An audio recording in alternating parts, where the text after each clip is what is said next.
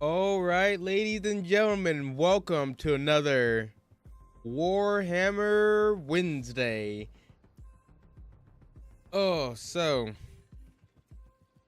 Hey, right? Don't mind the room. All right.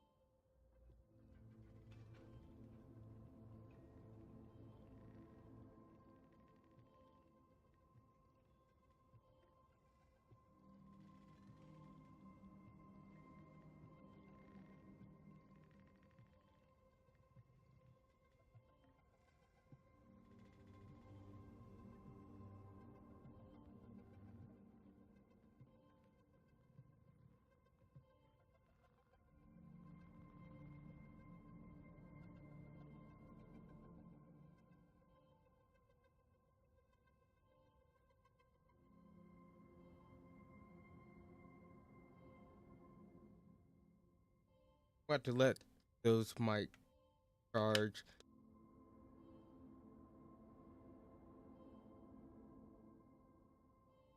I actually finally figured out how to use this stupid fine adapter. No, not adapter. What I forgot what you call this thing, like the little soundboard thing that I have a hooked up to. I was going to get up. Saw that back there. That's you can see my green screen. But we're just gonna get into some Warhammer stuff. But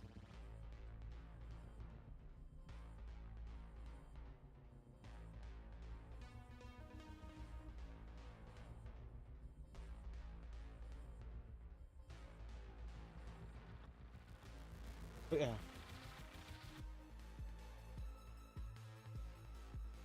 Okay. Forgot to something about that. That echo. So, I really don't know what to watch. I mean, I got a couple tabs. Uh, okay, that's pretty cool. What is that?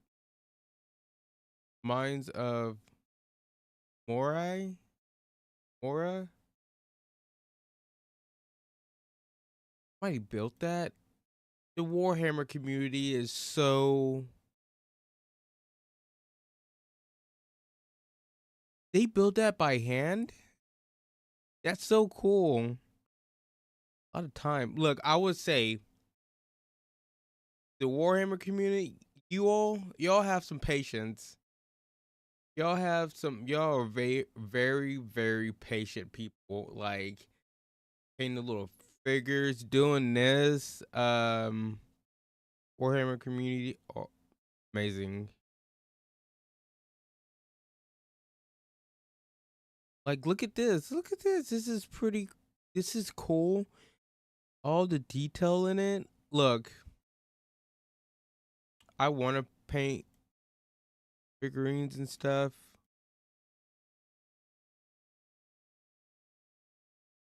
The hell? Okay.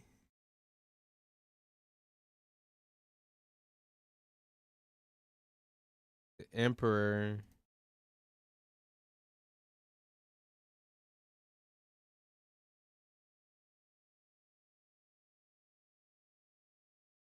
Only finished Legion ship. Okay. That's cool looking. I like that a lot. Oh, man.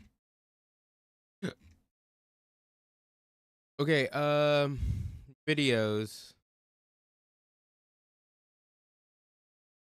Uh, you know.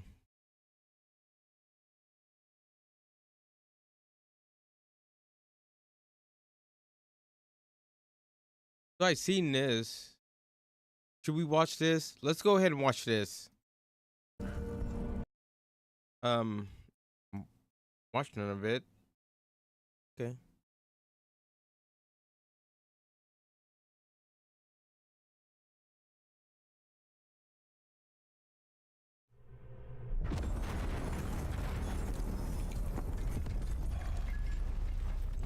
Are we ready?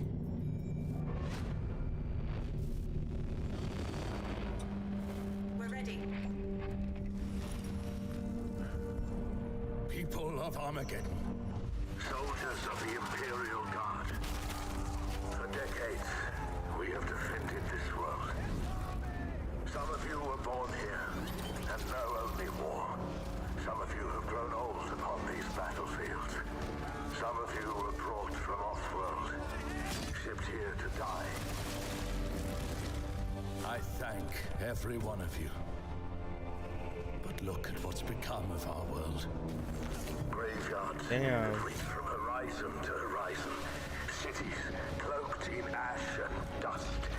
All in Industry in ruin. The next wave of greenskins will soon reach our world. Oh my god. in numbers the likes of which we've never seen. So cool looking. Like this.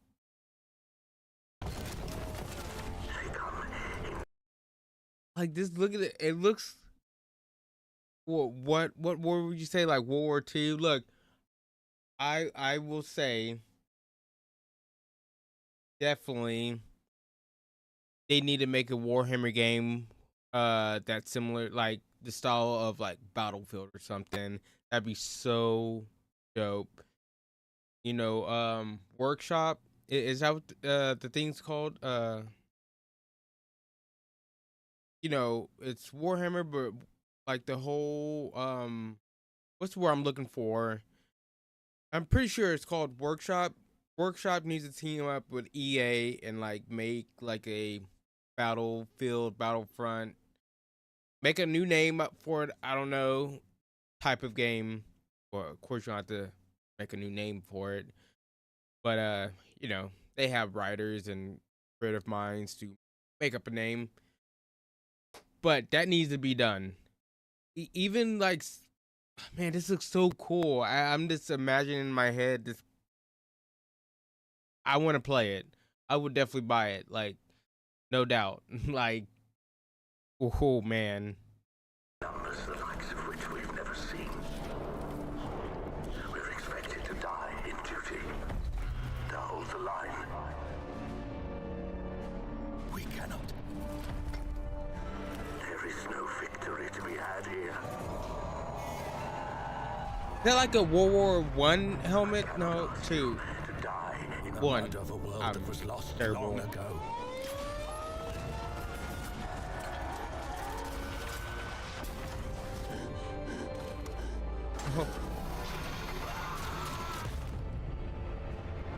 Flee, all of you. flee. Make for the evacuation transports. Get off world if you are able. Run for your...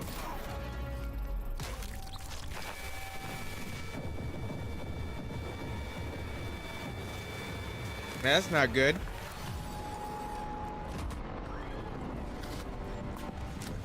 There will be no evacuation. There will be no cowardice. Hmm. There will be no defeat. This is our city. This is our world. Soldiers of Armageddon! Make ready.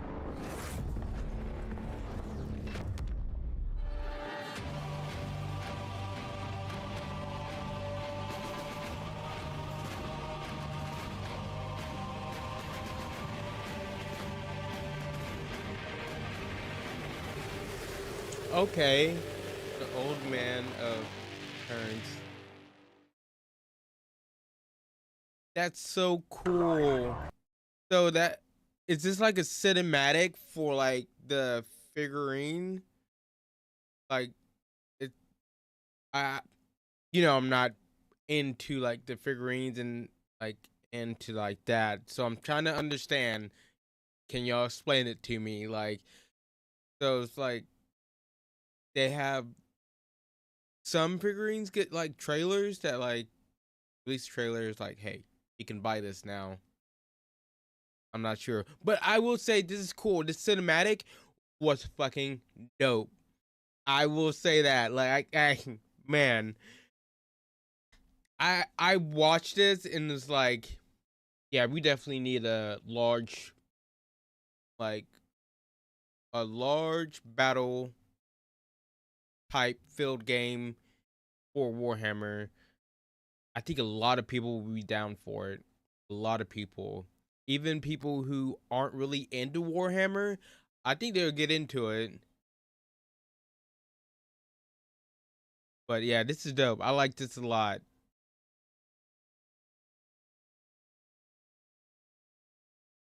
Okay.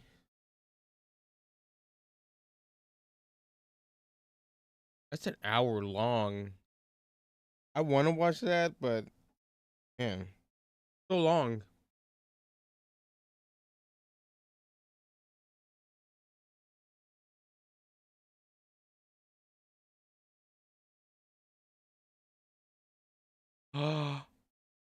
This would be nice for me to watch. Oh, that's 5 years ago. I don't know if things have changed.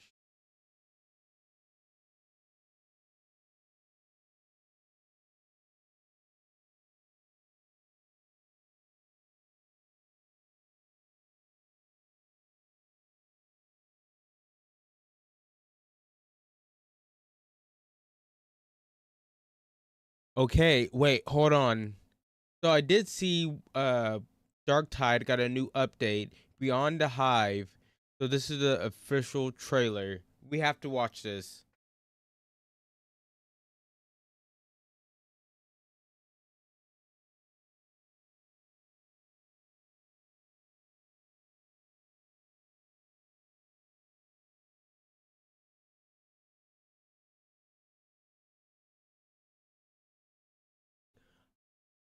I will say figures do. Horizon to horizon.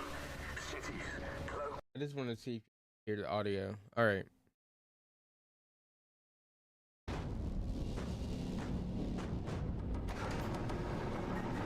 Intel retrieved from the ruins of Consorus Folly indicates that the heretics are scouring the Deadside rad zones outside the hive. Deadside remains a vast, uncharted wilderness, crawling with heretics.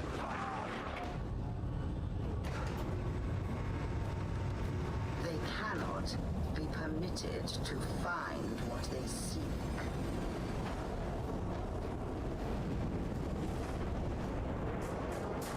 We must uncover the secrets of the sands.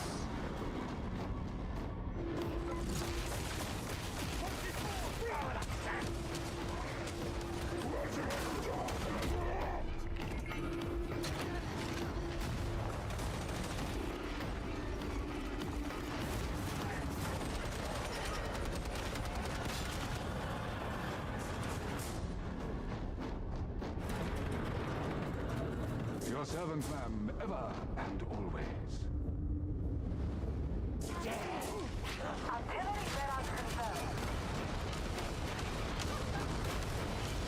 Huh? Oh.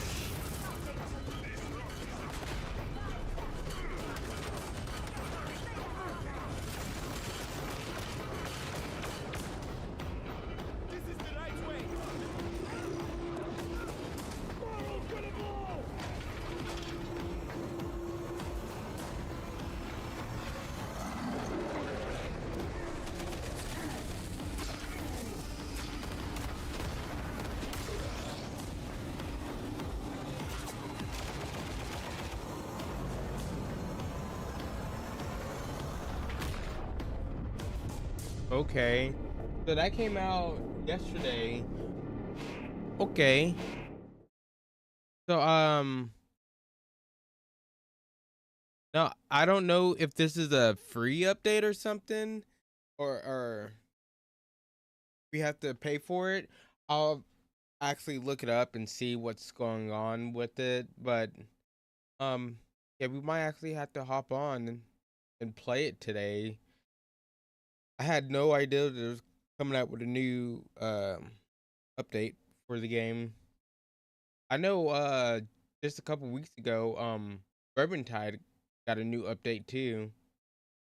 So yeah, I'm down. Like 2 out of the 3 of my favorite games getting updates. I'm pretty sure um did what is it? Warhammer 40K I'm having a brain fart right now.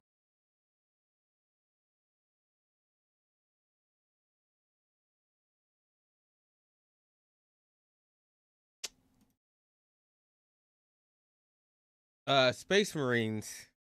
Did they get a new update not too long ago? I'm definitely gonna have to play these games more, but I think I probably shouldn't do it, but I'm going to anyways. Uh Usually I pay rent on this check that's coming up, but I should be getting a extra like 250 from returning that mini PC back. Thinking about actually spending some of this check on getting a new CPU. I know I have this one right here, but I found a CPU and a motherboard that I can get. What was it, like 400? It's on Amazon. 400, which isn't bad. It's a way better CPU than my Intel, and better one than my AMD one right here. So yeah, okay, I can get the motherboard for like $100. Then the CPU is a AMD Horizon 7 uh 7800 X3D for 300 and like $85, which unexpensive, especially for me, but I'm looking at that. It's gonna pay off. Then I can take this motherboard out. Then I will have I can start working on another PC, or like a streaming PC, because I already have. In that case, I will have 2 CPUs that I can choose from. I have a 3070 Ti. Then I will have a motherboard for it. I have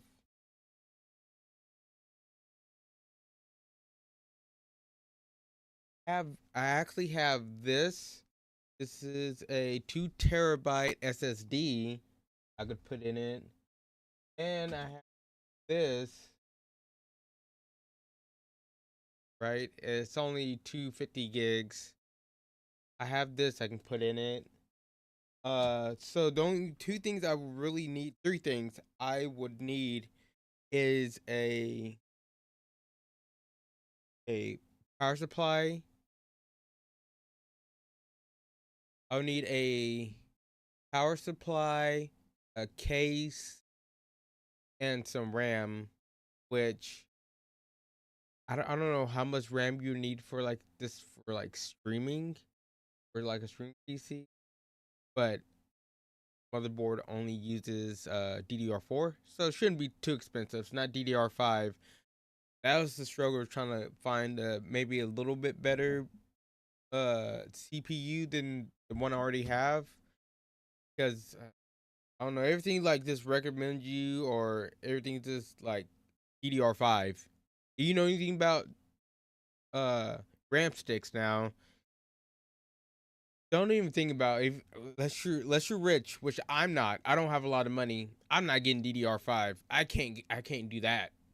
That's too much money. That's like 6, 7, up to $1,000 for like 16 gigs, 32 gigs.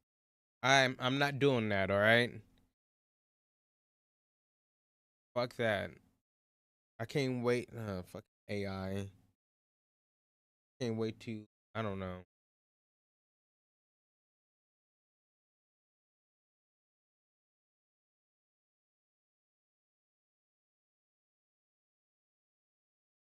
Um. So what else?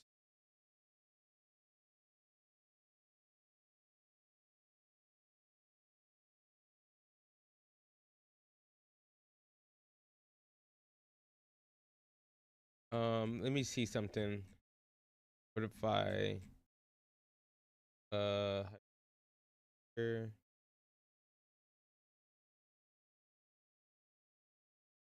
what about this year?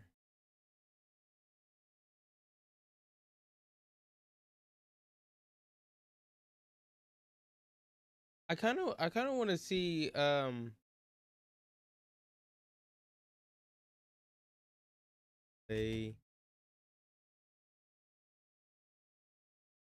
40K.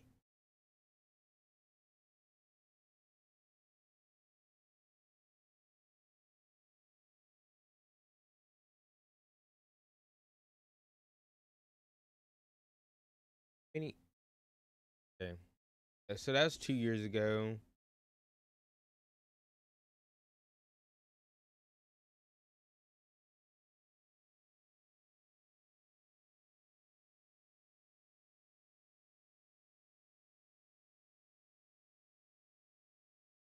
So the only thing I'm seeing, I see this how to play Warhammer 40K edition about minutes. That was 2 years ago.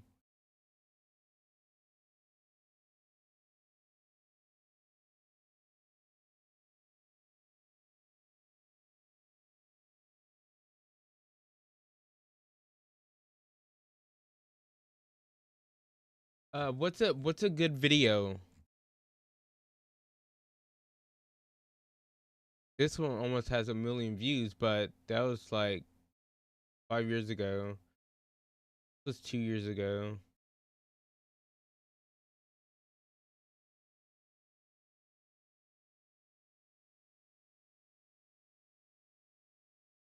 Let's watch this.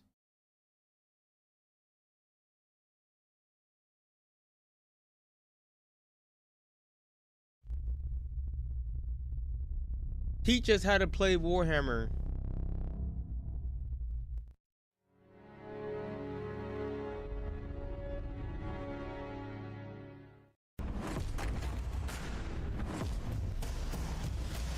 I'll post. Right, welcome to this How to Play Warhammer 40,000. This is a very fast format video if you want to learn the rules quickly and a very, very brief introduction of how to play the game. This is a condensed version. Okay. Fast.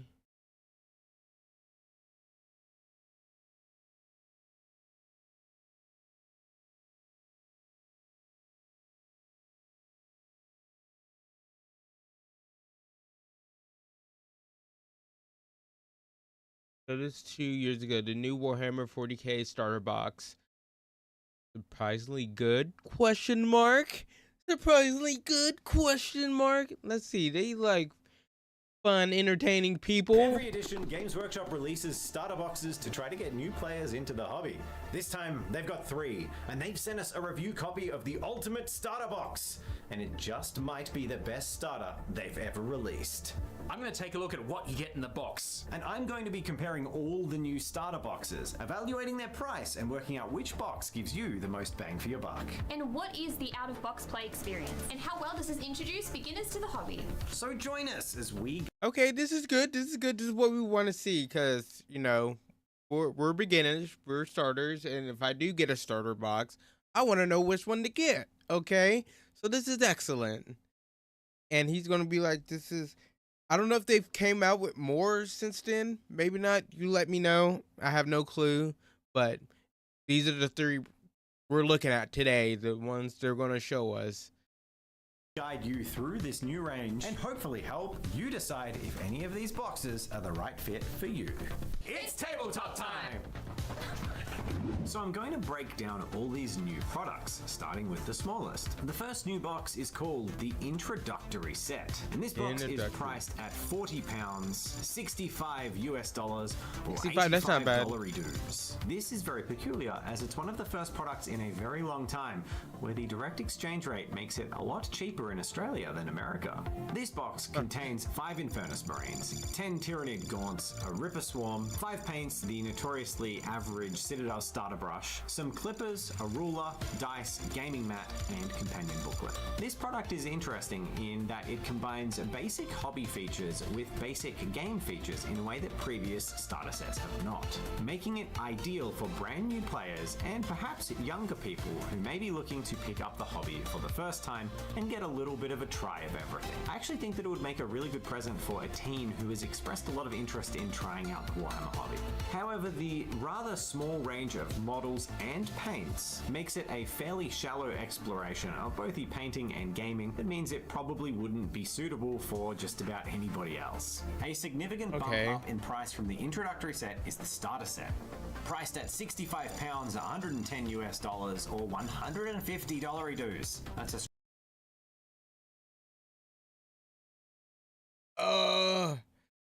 110. I mean, I guess that's not bad. That's not bad at all. But I'm like looking at, I hate being a brokey. Okay, it's like, hurt me. Y'all, you all need to subscribe, like the video, and share it, okay? So I can afford some of this stuff. Like, I do want to get into Warhammer at some point, but it's gonna be a while. My job doesn't pay that much. Australian dollars. It contains the same minis as the first box, adding 5 Terminators, a Terminator Captain, 10 more Gaunts, 3 Von Ryan's Leapers, a Winged Tyrannid Prime, and a Psychophage. All the hobby materials are gone, but there are some gameplay reference cards. In terms of value for money, if we can guess based on the current retail price of kits, this box will offer around 70% added value. Overall, I feel that this box is a bit of a miss. I'd be curious to know what you think. The models inside are not comprehensive enough to be a fighting force in their own right. There are no hobby tools, and there's no rulebook, which makes it a kind of weak starter set for new players. As well as that, a lot of the models in here, in terms of characters, are single models you may not want duplicated across your army. However, if you're really looking to expand your Leviathan armies and just add some models to the pile, I do think this is a really good value box just for minis. While more expensive again at £125, 199 US dollars, or 300 Australian dollars, the box we got sent today, the ultimate those prices, dollars, or 300 Australian dollars.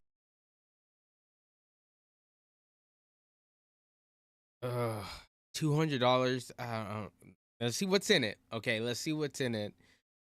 I don't really understand what's in it, but y'all have to let me know. Like, is this a good price? $200. Okay.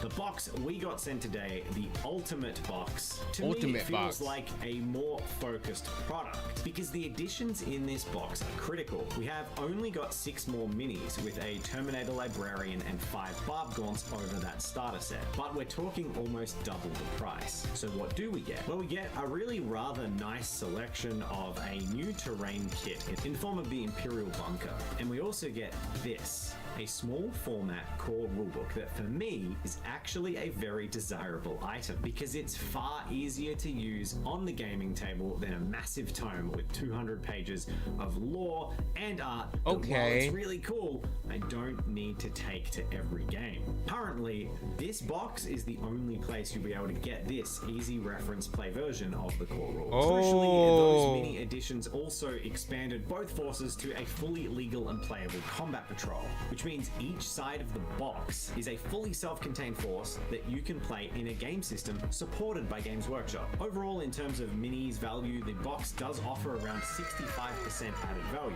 with a lot of that being attributed to terrain and this rulebook. So, compared to past boxes, it's clear one thing has changed: the price. Everybody knows Games Workshop prices have risen out of sync with inflation, and things are getting more expensive generally. However, when we compare it against the rest of the Games Workshop products in isolation, these products are quite good value. My appraisal is overall, I think Games Workshop have actually done a really good job this edition. I think the introductory set is probably one of the best, if not the best, new player boxes Games Workshop have ever made. And that really comes down to the mix of combining enough hobby materials and minis to let someone actually try all aspects of the hobby in one place. The Ultimate Box, on the other hand, with its inclusion of robust game boards, terrain, and fully playable combat patrols, feels like the superior product. It has that exclusive small format rulebook and a price that's about 30% cheaper than Leviathan was. I even rate it potentially as a better box than Leviathan for new players getting into the game, as Leviathan's price point was starting to get a little too high for most people who aren't already very invested. It seems like a great buy for two players who know what they want and want to split the game and get started playing Warhammer. And everyone has a balanced force that's supported and capable of playing full games with each other without the addition of any other miniatures.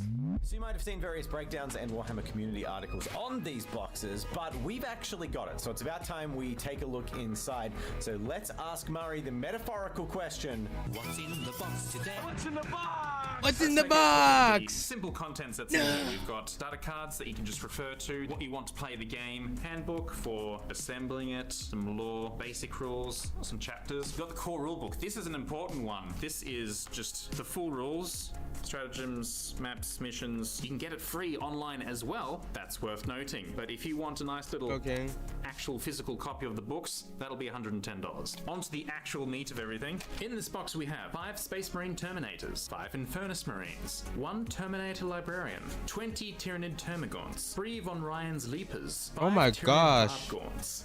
That's how they come? I don't know why. I don't know what I was thinking. Okay. 2/3 of a legal Ripper Swarm, 1 Psychophage, 1 Tyranid Prime and Space Marine Terminator Captain sharing a sprue. They homies. We've got a full 4 sprues of terrain. That's actually more than I thought there would be.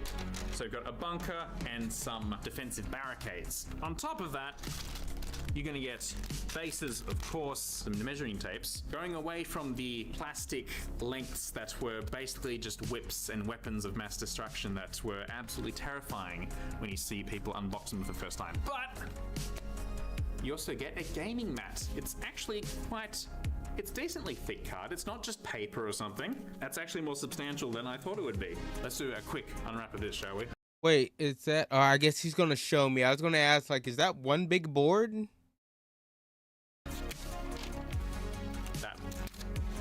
That went pretty well, I think. That looked nice. So, we've got a dead little Tyranid. It's awful. And another hand. What, 1/2? Oh, okay. Okay. Nice. So we've got the full official sized game board that you can just pull out and play upon. You don't need to work out on, your local coffee table, how big an area you need to set up. You've got this pre-established. Boom, it's there. That is nice. But something I just noticed putting this out, it's double-sided. Oh, that's cool. We've got a rocky terrain as well, plus more dead Tyranids. I think that's a bit biased, but whatever. So you've got twice the value with your gaming board, you've got a lot of miniatures, and you've got some terrain into the mix, as well as all the context you need. Rule books, data cards, all the dice and measuring tapes as well. So that's what's in the box. So you might have noticed I'm filming in a slightly different setup. This is actually our roleplay setup, where myself and Murray and Jazza and Jen all roleplay over on Tabletop Time Roleplay. And we've actually just started a brand new campaign that we're really excited about, and episode 1 is live right now. It's called Call to Quest, and think Stranger Things meets D&D. We're all playing 2 characters each, teenagers entering their freshman year of high school as they also explore high fantasy characters reminiscent of the cartoons from the 80s in a D&D setting. It's a lot of fun, it's a lighthearted romp, and we're really excited to share it with you. All of our sessions have amazing sound designs, and it's also a podcast too, so if you want to listen on the go, you can. It also features custom art done by our in-house artist, Alicia.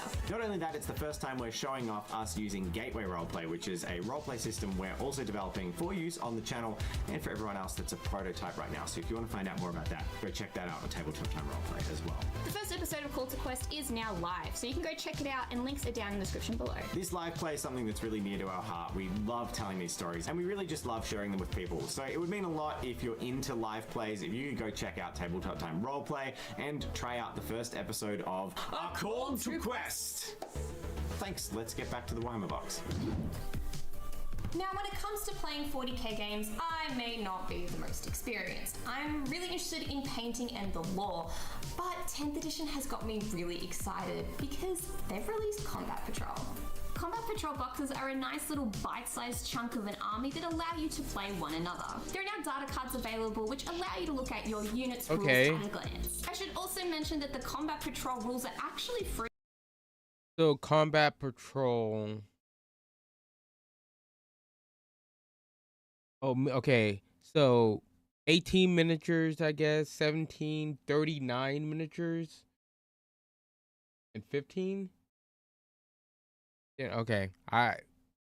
Pretty cool. Look at your unit's rules at a glance. I should also mention that the Combat Patrol rules are actually free for now if you want to go check them out. As Dave mentioned before, this Ultimate Starter set actually contains 2 Combat Patrols, one for Space Marines and one for Tyranids. I recently played my first game of Combat Patrol and I used my Sisters of Battle. So it was really nice to be able to pick up a box that... Alright, y'all have to help me out with this. Now I'm like confused. Okay, so Combat Patrol is different? Like a different game?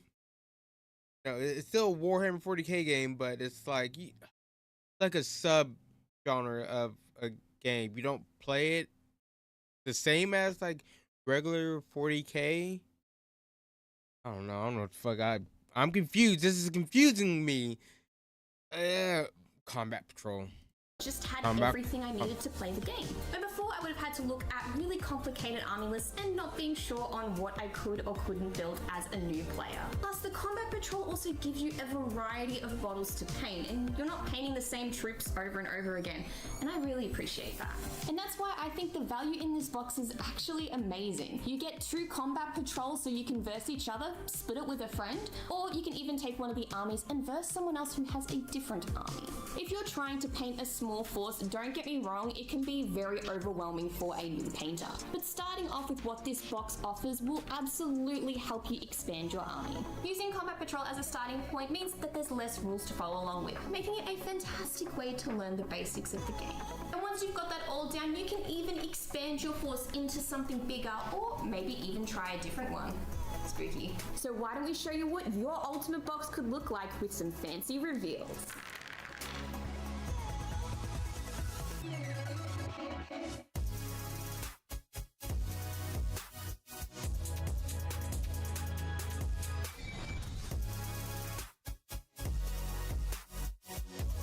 Okay, so that was it.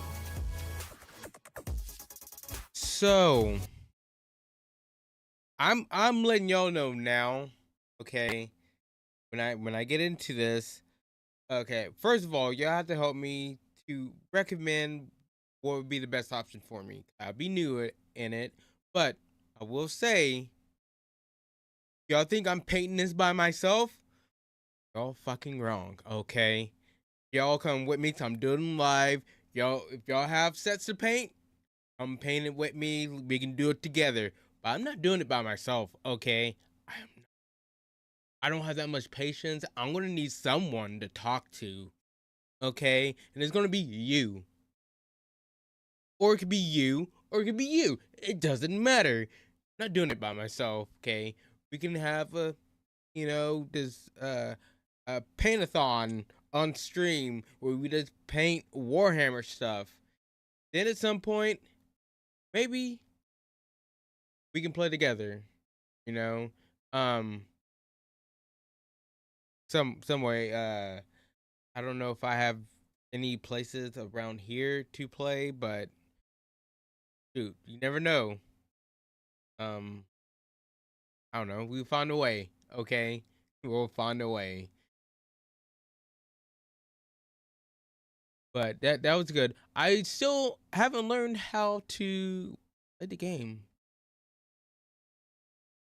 I'm thinking how to play. That's an hour and 13 minutes. Okay, hold on. Hold on.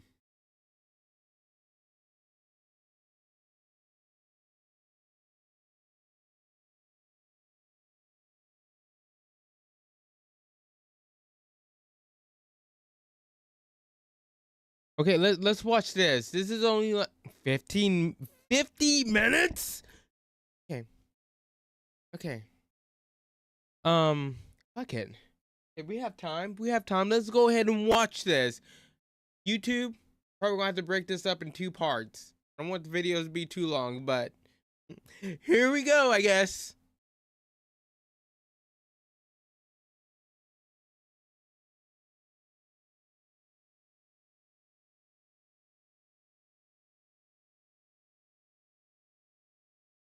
In 10th edition. I'm Stephen Box from Vanguard Tactics, and I'm going to teach you how to play. Okay. Teach me how to play. Warhammer 40,000 is a tabletop strategy game that allows you to wield your favorite armies, whether you are defending humanity, one of the alien races, or maybe even a slave to darkness. In a game of Warhammer 40,000, there are 5 battle rounds, and in one battle round, it will consist of a player turn for each of the 2 players.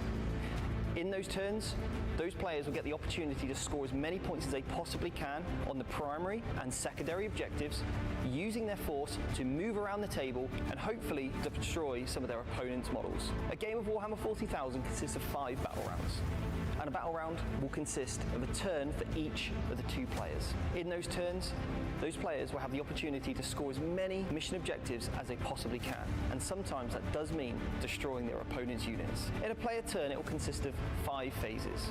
The first phase being the command phase, where they can use their army abilities, they can score points, and also check for morale. Then we'll move on to the movement phase, which is where the miniatures will move around the table, trying to capture different objectives, or set themselves up for a fantastic firing position. The next part is now the shooting phase. Players will utilize all the weapons in their army to try and destroy as much as they possibly can from range. Then we're into the charge phase, and this is an element where players will use their models, which are fantastic in combat, to get them into the fight, to allow them to then fight in the fight phase. Once all players have completed their 5 phases, then we'll move on to the other player. To muster your army in Warhammer 40,000, you first of all need to pick a faction.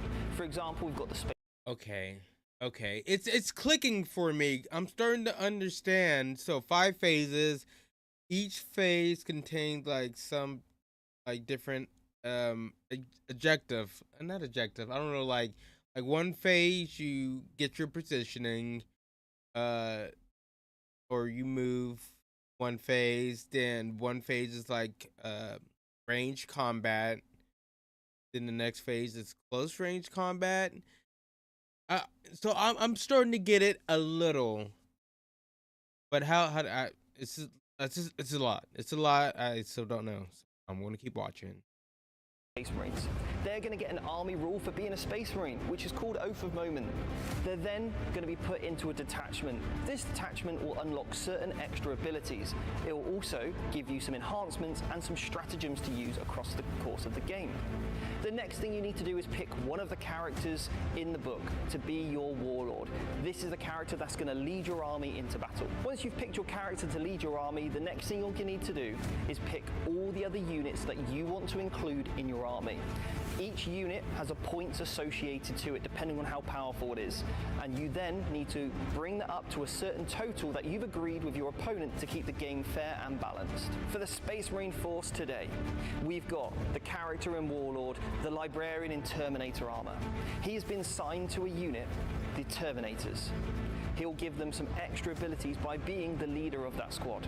We've also got 5 Infernus Marines, we've got 5 Stern Guard veterans, and then we've got the Ballistus Dreadnought that'll be offering some ranged firepower from distance. And then for the Tyranid force, the alien race, the invaders, the character that's leading the force is the Tyranid Prime. We've then also got 20 Termagants, we've got 3 Von Ryan's Leapers, we've got 5 Barbed Gaunts, we've got the massive and terrifying Screamer Killer. Once you've mustered your forces, you then need to determine a mission. And in order to do so, you're going to pick a series of cards to tell you exactly how you're going to set up the battlefield. Okay, I'm sorry that I'm not talking as much. I'm trying to pay attention. Trying to learn a little here. I got the beginning. I think I'm getting it. You're going to only pick a 30 series minutes of in. cards to tell you exactly how you're going to set up the battlefield, and then also any specific mission rules on how you can score those ever important mission points. The mission parameters for today. Players will be using the hammer and anvil deployment. We're then going to have one objective straight in the middle of the table, and we're going to be trying to take and hold the center objective. Players will score 5 victory points if they can hold that center objective when it comes to their command phase. So we know the mission. You're going to need a table, you're going to need some terrain, you're going to need 2 forces, and then you're going to need some dice and a tape measure. You're also going to need 2 players. Today we've got Michael, who's going to be playing the Tyranids, and we've got Jordan, that's going to be taking on the Space Marines. So for deployment, first of all, players need to roll a dice each, and we're going to see who is going to deploy first. This is called the deployment roll-off. Okay. So Jordan's won the roll, and Jordan can now decide if he places the first unit or he's going to force Michael to deploy that first unit. Then players going to alternate deploying a unit each until all the units are on the table. So in all of Jordan's cunning, he's decided to make Michael deploy the first unit. Now Michael needs to deploy one of his units up to 11 inches onto this table. That's basically a third of this battle map that we're playing on. Michael's need to deploy his models anywhere in that area, but they do need to be in unit coherency. Now this basically means keeping all your units nice and close and not getting them too far from each other. So unit coherency is 2 inches. So that means you need one of your models to be within 2 inches of another model from its same unit. Unless that unit goes beyond 7 or more models, in which point you need a model within 2 inches of 2 friendly models. Now Michael has a very special rule on his Leapers. They have the infiltrate. Now this is a universal special rule. Universal special rules are a common language for these rules that are going to appear multiple times throughout all the different indexes and armies in the game. So the infiltrate one allows you to set up your unit over 9 inches away from your opponent's deployment zone and their models. But this does mean those units can be getting very close to the enemy turn 1. Jordan has a very special rule on his Terminators. They have a universal special rule called Deep Strike. Now Deep Strike allows them to start up in the atmosphere and then deep strike down onto the tabletop in a later turn, allowing him to really surprise Michael with their deployment. So now both armies are either fully deployed on the tabletop, they're either infiltrating, or they might be in deep strike. Players now need to roll off once more, and the winner of this roll off has to go first. There's no choice involved. You absolutely have to go first if you win this roll. So let's see who's going to be taking the first turn. So Michael's won the roll-off, so that means it's going to be a Tyranid turn 1 in the first battle round of the game. The first phase of the game is the command phase, and both players will receive 1 command point each. These can be spent later on for things like a command point reroll or other really cool stratagems that are either in the core rules of the game or found in their army detachments. We're going to be using just the core stratagems in today's game. Once you've done your CP, you'll then need to use any command abilities that you have. Now, in these rules, that we're not using any of those command abilities just to make this a little bit more streamlined, but players in this phase will also check for any battle shock, and there won't be any because the armies are completely fully functioning at this time, and also they'll score any points, but we only score points from turn 2 onwards. So we're going to move straight on to Michael's first movement phase. Michael's going to first of all move the Leapers. Now they've got a movement value of 10 inches, and you'll see this on your data sheet. He doesn't quite have enough movement to go up and over the terrain, so he's just going to move around it. And Michael's going to move from the front of the base to the front of the base. This is classified as a normal move and will later allow him to charge or shoot later on in the game. Next up, Michael's going to advance. I gotta have a tape measure? Oh, I mean, that's not bad. I can see that. But it doesn't seem that hard to be honest, but I know it's probably a lot more stuff because there are guidebooks and stuff like books you have to look at for the rules and how to play and stuff. So I'm guessing this is like the most basic version of the tabletop game. That's what I'm guessing. I don't fucking know. I'm just guessing. The Termagants. Now, and making an advanced move means you roll a d6 and add that result to your normal movement characteristic. Their normal characteristic is 6, again found on the data sheet. Michael's rolled a 1, which allows him to move 1 extra inch closer to that objective. So 7. Advancing would normally stop him from shooting unless he's got any particular rules that allow him to still shoot whilst making this advance or run move.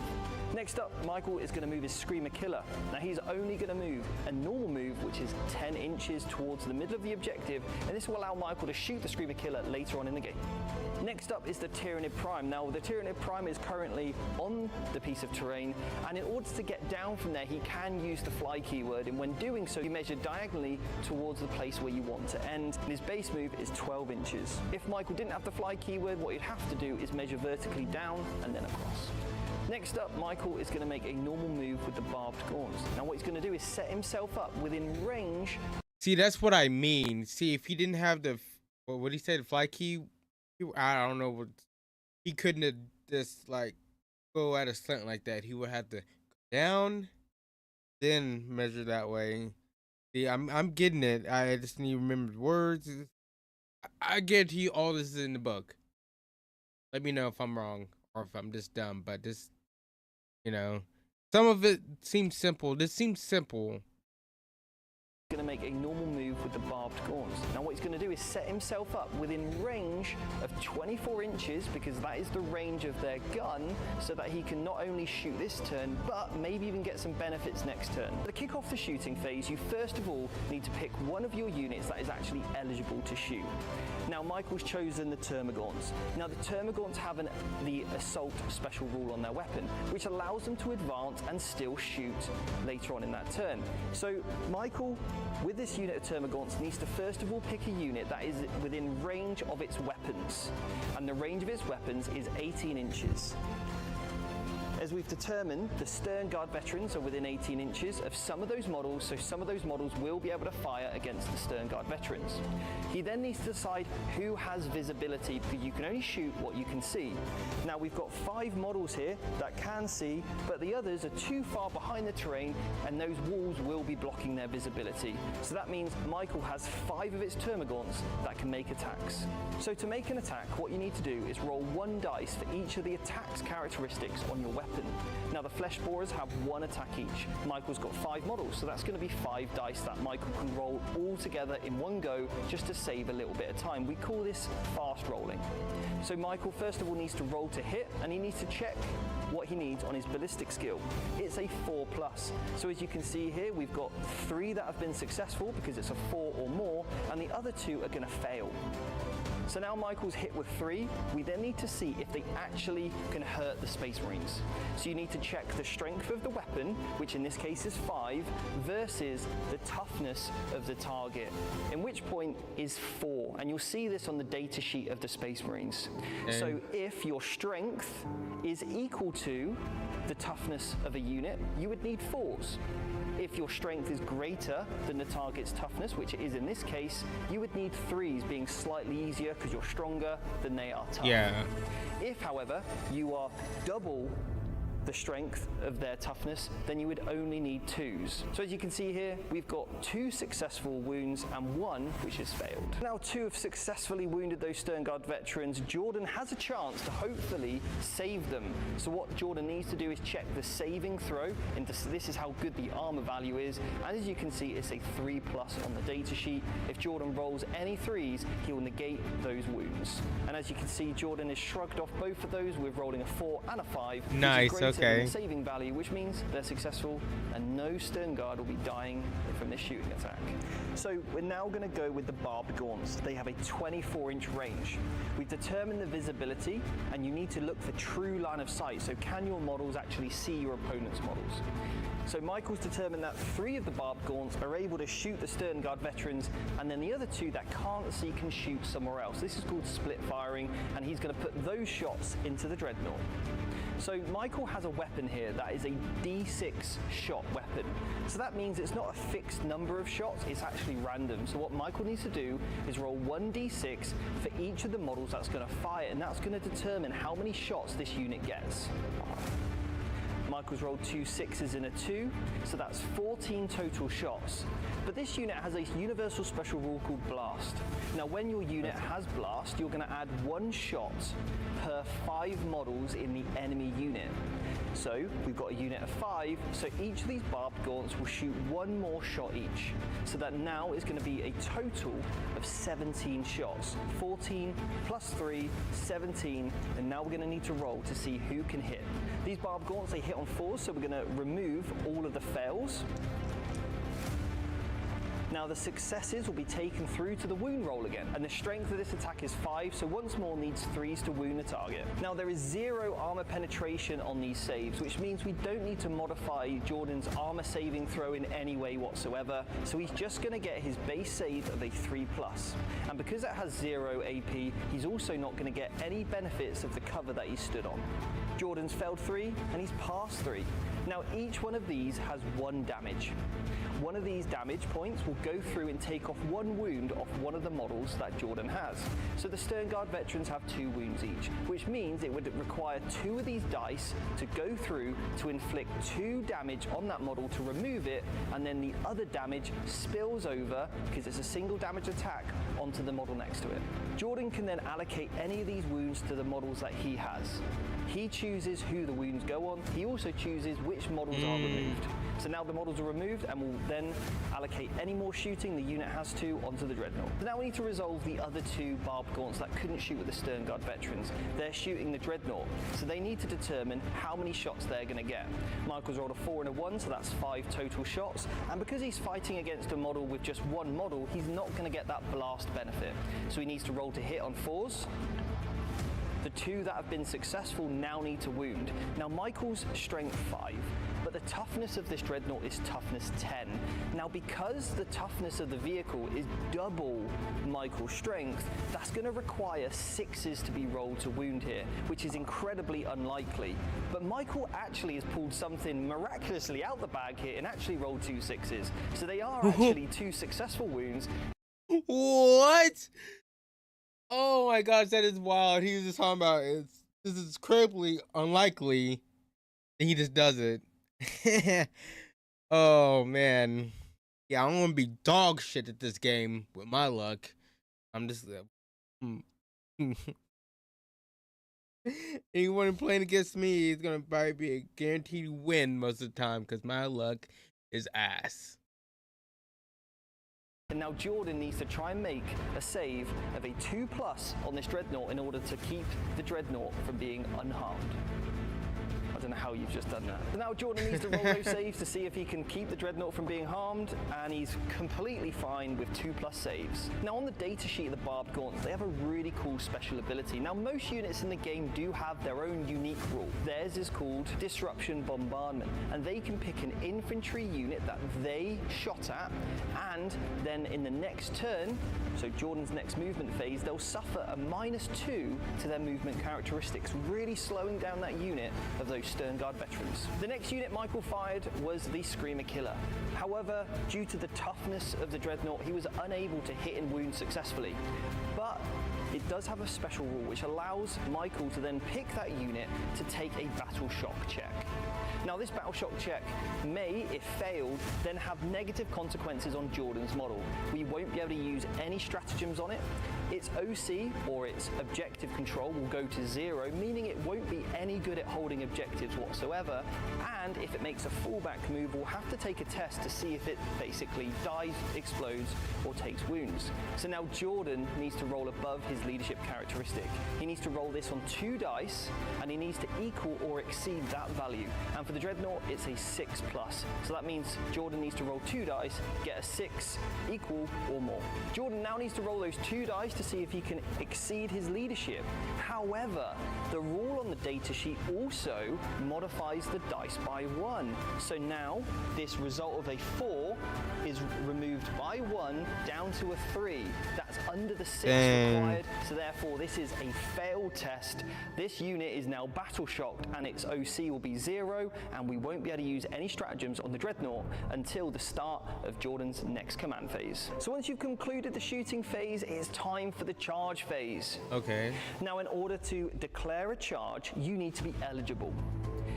First of all, to be eligible, you need to be not in engagement range, which basically means not already in combat.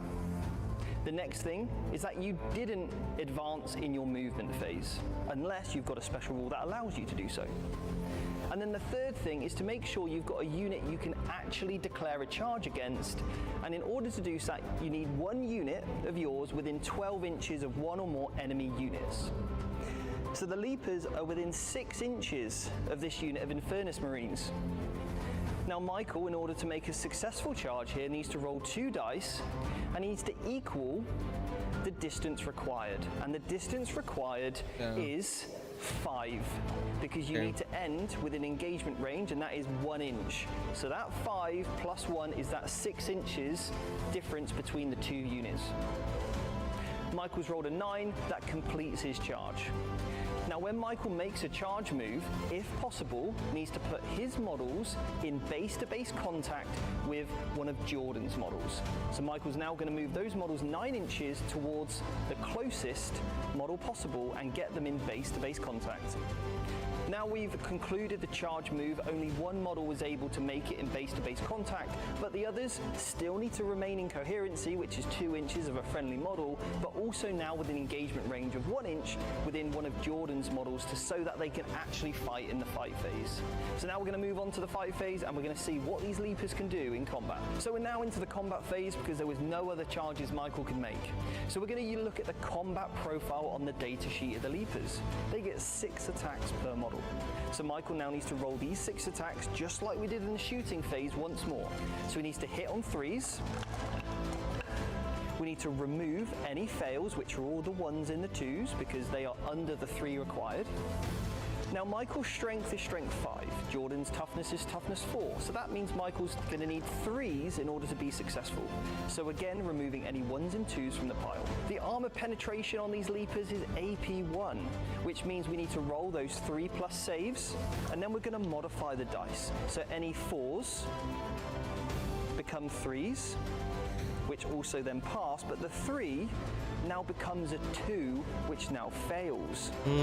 So 3 have been unsuccessful, they failed, and these are 1 damage each. So now, like in the shooting phase, we need to allocate 1 of those points of damage to 1 of the wounds on those models. They've got 2 wounds each, so we're going to lose 1 model, and 1 model's going to take 1 wound. Now Michael's concluded his attacks, it's now time for Jordan to... Okay, I'm not gonna lie. I could actually watch a lot of this. You know, actually, once I get to learn it more and, you know, recognize what to do, what not to do, and all that good stuff, blah, blah, blah, I could actually watch this. I don't know. I find this kind of stuff fun. This is really about numbers, really. And being dyslexic, you know, I don't have dyslexia on numbers. I'm very good at numbers, math and stuff. You know, algebra, calculus, that kind of stuff. I'm actually good. Well, I've been out of school for about 16 years. Oh my God. I'm old. I'm monk. I'm monk. Oh, been a while. But I can still catch it like that. Trust me. One model's going to take 1 wound. Now Michael's concluded his attacks, it's now time for Jordan to strike back. Now, Jordan has the opportunity, like everybody does in the fight phase, to do something called a pile-in move. Now this allows you to move one of your or more models within 3 inches to get as close as possible to the closest enemy model. And if doing so, you have to end in base-to-base contact. So Jordan's just going to move that model now to make sure they can all fight and all attack. So Jordan can come through the wall and get within base-to-base contact of that leaper. Now these 4 remaining models can all fight because they're all in engagement range. Now Jordan gets to hit back, they've all piled in, they get 3 attacks per model, so 12 dice. They need 3s in order to hit into combat, removing all of the 1s and 2s that are going to fail. Now, the toughness of these leapers is toughness 5, but Jordan is only strength 4, so that means he's going to need a 5 or more in order to be successful. 2 have been successful and the others have failed. So now this has got 0 AP, so it's just on Michael's armor save in order to be successful. The leapers have a 4-up save. The 1 and the 2 have both failed, and these models do have 3 wounds each. So now one of these points of damage, which is 2, needs to be allocated to one of those models, but it's not going to mean any of those leapers are destroyed in this phase. So that concludes the combat phase. There's no other combats to fight with. So to kick off Jordan's turn 1, both players will receive 1 command point in the clan phase, giving both players 2 command points total. We then need to check for any battle shock. Now, any units already battle shocked at this point becomes unbattle shocked, like the Dreadnought had earlier, and then we now need to check for any units that are under half strength. To determine half strength, you need to look at the starting amount of wounds a model has, so for example the Dreadnought, and if it goes below half, its starting wounds, it's under half strength, or its starting unit size. So if a unit is 10, as soon as it gets to that 4 mark, it is under half strength and then requires a battle shock for each of those units that are in that category. Once we've done that, which there are none of at present, we then move on to scoring. And in turn 1, there's no points scored, so we go straight onto the movement phase. Jordan's first of all going to make a fallback move. Now to make a fallback move, he's basically running out of combat his normal movement characteristic. And he's going to move 6 inches, because that's what it says on his data sheet. Now this means he cannot advance during a fallback move and must end outside of an engagement range, which is that 1 inch of those leapers that he was in combat with before. The Dreadnought is going to decide to remain stationary. This is another type of move that you can get, and also there's sometimes, if you've got the heavy keyword on your weapons, will give you some type of ability or benefit for remaining stationary. But as it doesn't need to move, it's got range to the entire battlefield, it can stay exactly where it is. The next unit that needs to move is the Stern Guard Veterans. Now they, remember, have got -2 on their data characteristic, and they just want to get within 12 inches of those leapers so that they can shoot them with their rapid fire combi weapons. Now you might be wondering where the Terminators and when they're going to show up. Deep Strike or Reserves only allows you to come onto the tabletop from turn 2 onwards. So between turn 2 and turn 3 is when all those Deep Strikes need to come in. It's still turn 1, so no Terminators as of yet. So we're now going to move on to the shooting phase. To kick off the shooting phase, we're going to start with the Stern Guard Veterans. They've got a special rule on their combi weapon which says rapid fire. If you have this rule, if you get within half your total range, then if you are able to do so, you gain additional amount of shots based on what it says next to rapid fire. So for example, in this case, it says rapid fire 1. That means Jordan will get 1 shot extra per model if he gets within half range of 24. So if he's within 12, which he is, he'll get an additional shot. So that means Jordan's going to get 8 shots in total for the 4 models here. Now, Jordan needs to roll 5s to hit, and the reason why it's 5s is because any 4s that would normally hit are actually modified down by 1, and that's modified down by 1 because Michael has the Stealth Universal Special Rule. And anytime you see this, it just means you're going to be a little bit harder to hit. So Jordan's rolled only 4 hits out of the 8. Now Jordan needs to wound. Now with a combi weapon, it says anti-infantry. This is another universal special rule. Anytime you see an anti then keyword, it only requires you to roll the dice next to where it says anti-infantry. So in this case, a 4+. And what this does is it turns anything that is a 4 into a 6. And when a 6 is rolled, either naturally or through having the anti-word, now means this is a critical wound roll. And a critical wound roll will now, because it has the devastating keyword on these combi weapons specifically, turn all of this damage straight into something we call mortal wounds.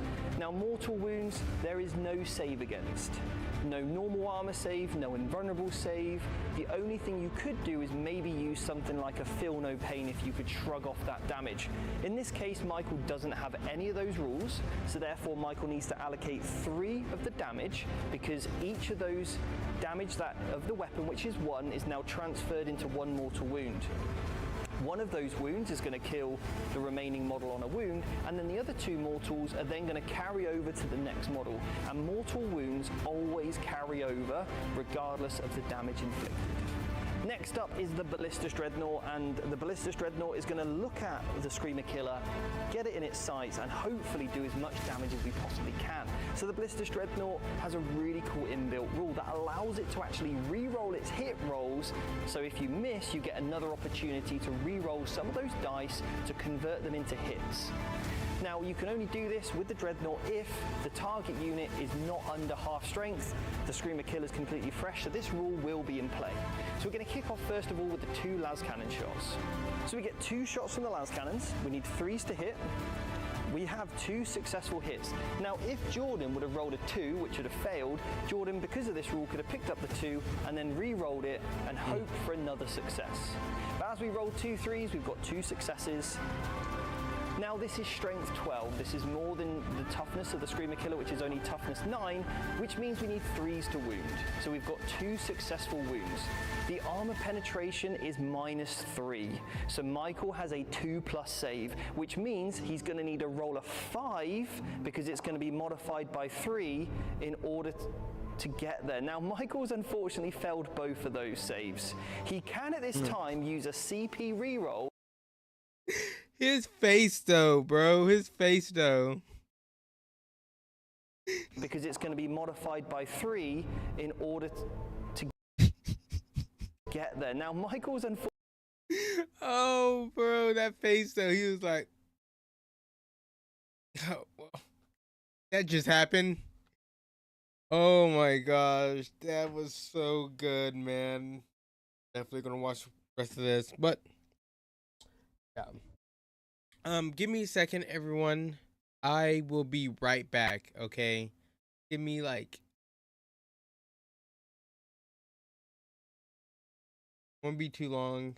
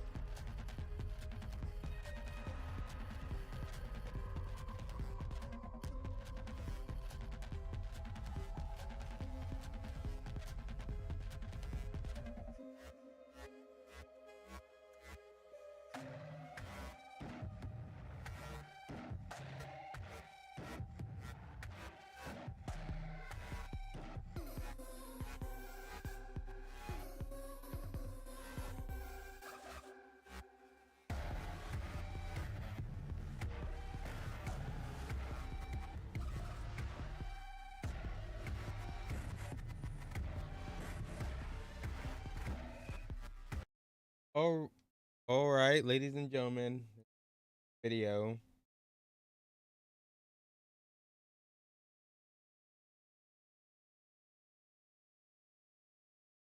Oh. Unfortunately failed both of those saves. He can at this time use a CP reroll if he chooses to maybe reroll one of the dice, or he could save it. And this is using one of his precious command points. I think he's going to go for it. So he's going to use one of those 2 CPs to re-roll one of those unsuccessfuls and try and hope for a 5. So Michael has been successful. He's rolled a 6, which means only one of these las cannons has penetrated the Screamer Killer. Now we need to determine the damage, and it says D6. So this means, again, like we saw with the blast weapons, Jordan now needs to roll 1 dice, and this is exactly how much damage it's going to do plus 1, because it says D6 plus 1. So the Screamer Killer has just taken a massive 7 wounds out of its starting 10. Next up, we've got a rocket launcher. Now the rocket launcher also gets 2 shots, hits on 3s. We've got 2 hits. It's strength 10 into toughness 9, which means we need 3s to wound. We've got 2 wounds here, but the armor penetration is -2. So Michael's going to need 4s in order to stay alive. We've got 1s fail, so that means there is a chance the Screamer Killer could go down to the Ballistic Dreadnought. So Jordan needs to roll a d6 in order to determine the damage, and he's only rolled a 1, which means the Screamer Killer is going to be alive with 2 wounds left. We concluded the Storm Bolters, and nothing happened, because what could you expect from a strength 4 weapon into a toughness with a 2-up save? It's not happening. Next up, we've got the Infernus Marines. Now, the Infernus Marines cannot shoot, and the reason why they cannot shoot is because because they made that fallback move, and that does prevent them this turn from shooting.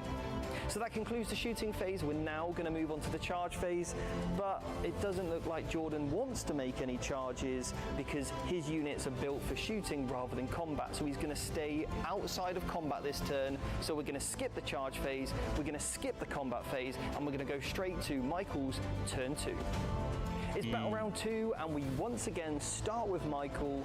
So both players once again get a command point, taking Jordan up to 3 and Michael up to 2 because he spent one earlier on that command point reroll.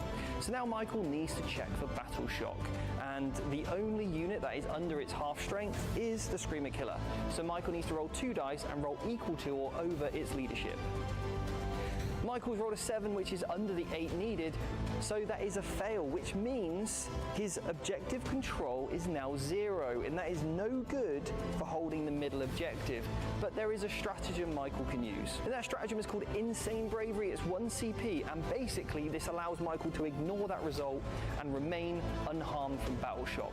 So I think it's probably a good idea Michael does that, because it would allow Michael to score some points as he goes into his turn 2, giving the Tyranids a lead in this game. That does mean at the end of the command phase, Michael will score the 5 points for the take and hold mission, because he is the only person with OC, or should I say Michael's OC is greater than Jordan's in the middle, and objective range is 3 inches. So what you need to do is check how many units are within 3 inches of any part of that objective.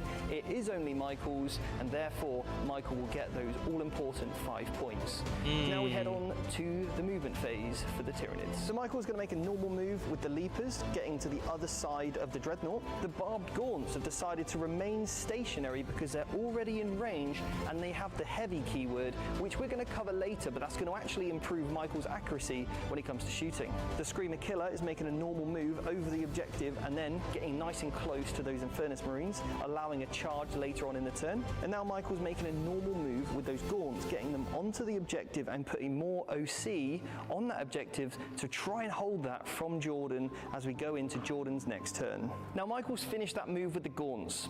However, there is a stratagem, a reactive stratagem that Jordan can play called Overwatch. This is an incredibly powerful stratagem that basically allows Jordan to shoot any unit in his army within 24 inches of that unit that either starts a move or ends a move. Now this stratagem can only be played once per turn, which means Jordan's going to use it now and hopefully flamethrow some of those Gaunts down as they move into that objective. So with Overwatch, you normally can only hit on a 6, which means you're very unlikely to actually hit regardless of how many shots you have. However, these flamethrowers have the torrent keyword, and this torrent keyword means that once you've determined how many shots you get, you don't need to roll to hit, so they automatically hit, meaning when you combine torrent and Overwatch together, it's incredibly powerful.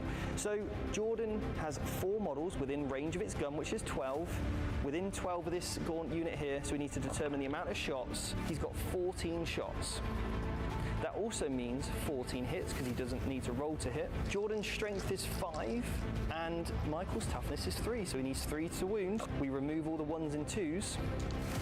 Now Michael is on terrain, and any models that are wholly on the terrain feature, so on the footprint, would normally get +1 to their saving throw because they're receiving the benefits of cover.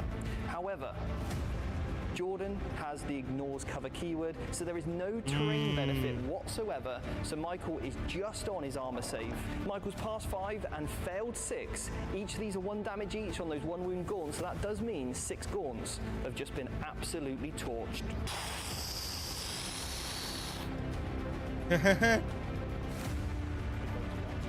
Yeah, ready, let's do it. Now the Overwatch has been completed, the Tyranid Prime can now make its move, moving 12 inches, and it can fly over or through its own units. Now there's one more stratagem that I know Jordan wants to play, and it's called Rapid Ingress. Those Terminators that were in Deep Strike can spend 1 command point to now enter the battlefield actually in Michael's turn. Normally they would come into Deep Strike in Jordan's turn, but this allows him to skip a stage and actually come in right now at the end of Michael's movement phase. So Jordan can set this unit of Terminators up anywhere on the table, providing that they are over 9 inches away from any enemy model. So to start the shooting phase, we're going to kick off with the barbed gaunts. They only have 24-inch range, which is why it's incredibly important for Michael at this time to shoot them first. Because if he was to shoot another unit and take some of them out of range, they wouldn't no longer be able to shoot. And if you want more great tactics like this, then consider following Vanguard tactics. So the barbed gaunts, they get those D6 shots each, and remember they're blast, but the unit is under 5, so no blast benefit, no extra shots. He's only going to get what Michael can roll. Michael's got 17 hits, but this weapon has the heavy keyword, and if you have the heavy keyword and remain stationary, you get +1 to the hit roll. So normally he would need 4s, but any 3s, we're going to add 1 to it, and they're going to become successes. So we've got 13 hits, they're strength 5, toughness 4, so we need 3s to wound. So we remove all the 1s and 2s. Jordan needs to make his 3+ save. Jordan's failed 3. These are all single damage each. So one of them, it will pip off the last wound on the wounded model, and then the 2 more damage will go through and kill 1 more. So that is a total of 2 Sternguard veterans killed. The next up is the Screamer Killer, and he's also going to target the Sternguard veterans. It gets D6 plus 3 shots. We've got a total of 7 shots here. We hit on 4s, remove all the fails. Now this is strength 8. Because that is double the toughness of Jordan's Marines, he's only going to need 2s to wound. We've got 3 successes. So the armor penetration is -2. So that would normally mean Jordan needs 5s in order to be successful. However, because his models are wholly on the terrain feature and there is some AP to this value, that means we are going to get the benefits of cover. The AP value on this is -2.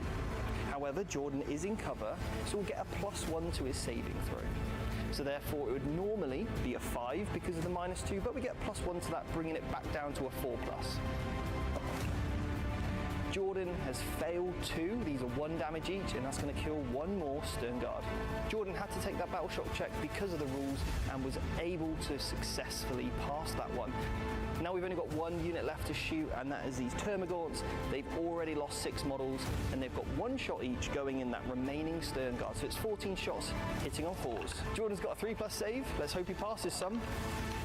He has failed 2, so that means the remaining Sternguard is dead. That concludes the shooting phase. Now it is onto the charge phase. Now this would be an ideal time to use the Overwatch stratagem because you could also use that in the charge phase. However, it is only once per turn and Jordan's already used it. So it's onto Michael can charge with free reign, knowing that there's no more Overwatch. So again, he cannot charge if he's already in combat. He can't charge any units that are outside of 12 inches, and he can't charge any units that advance this turn. So Michael's first of all going to charge with the Leapers into the Dreadnought. He's obviously made it. He's rolled an 8, and because he can end 8 inches in base to base, okay, I think I'm getting it. So, what was it? 5 phases, right? So you have one phase for position, right? 1 for the range, charge, then it goes over again, range, charge again. I'm trying to keep up. I need a book in front of me. That'll probably help me out a lot. Absolutely has to do that. Next up is the Screamer Killer. He's rolled a 3, and that is just enough to get him within engagement range and base to base of those Infernus Marines, and then he's finally got the Tyrannid Prime. He's rolled a 6, again allowing him to end base-to-base contact with these Infernus Marines.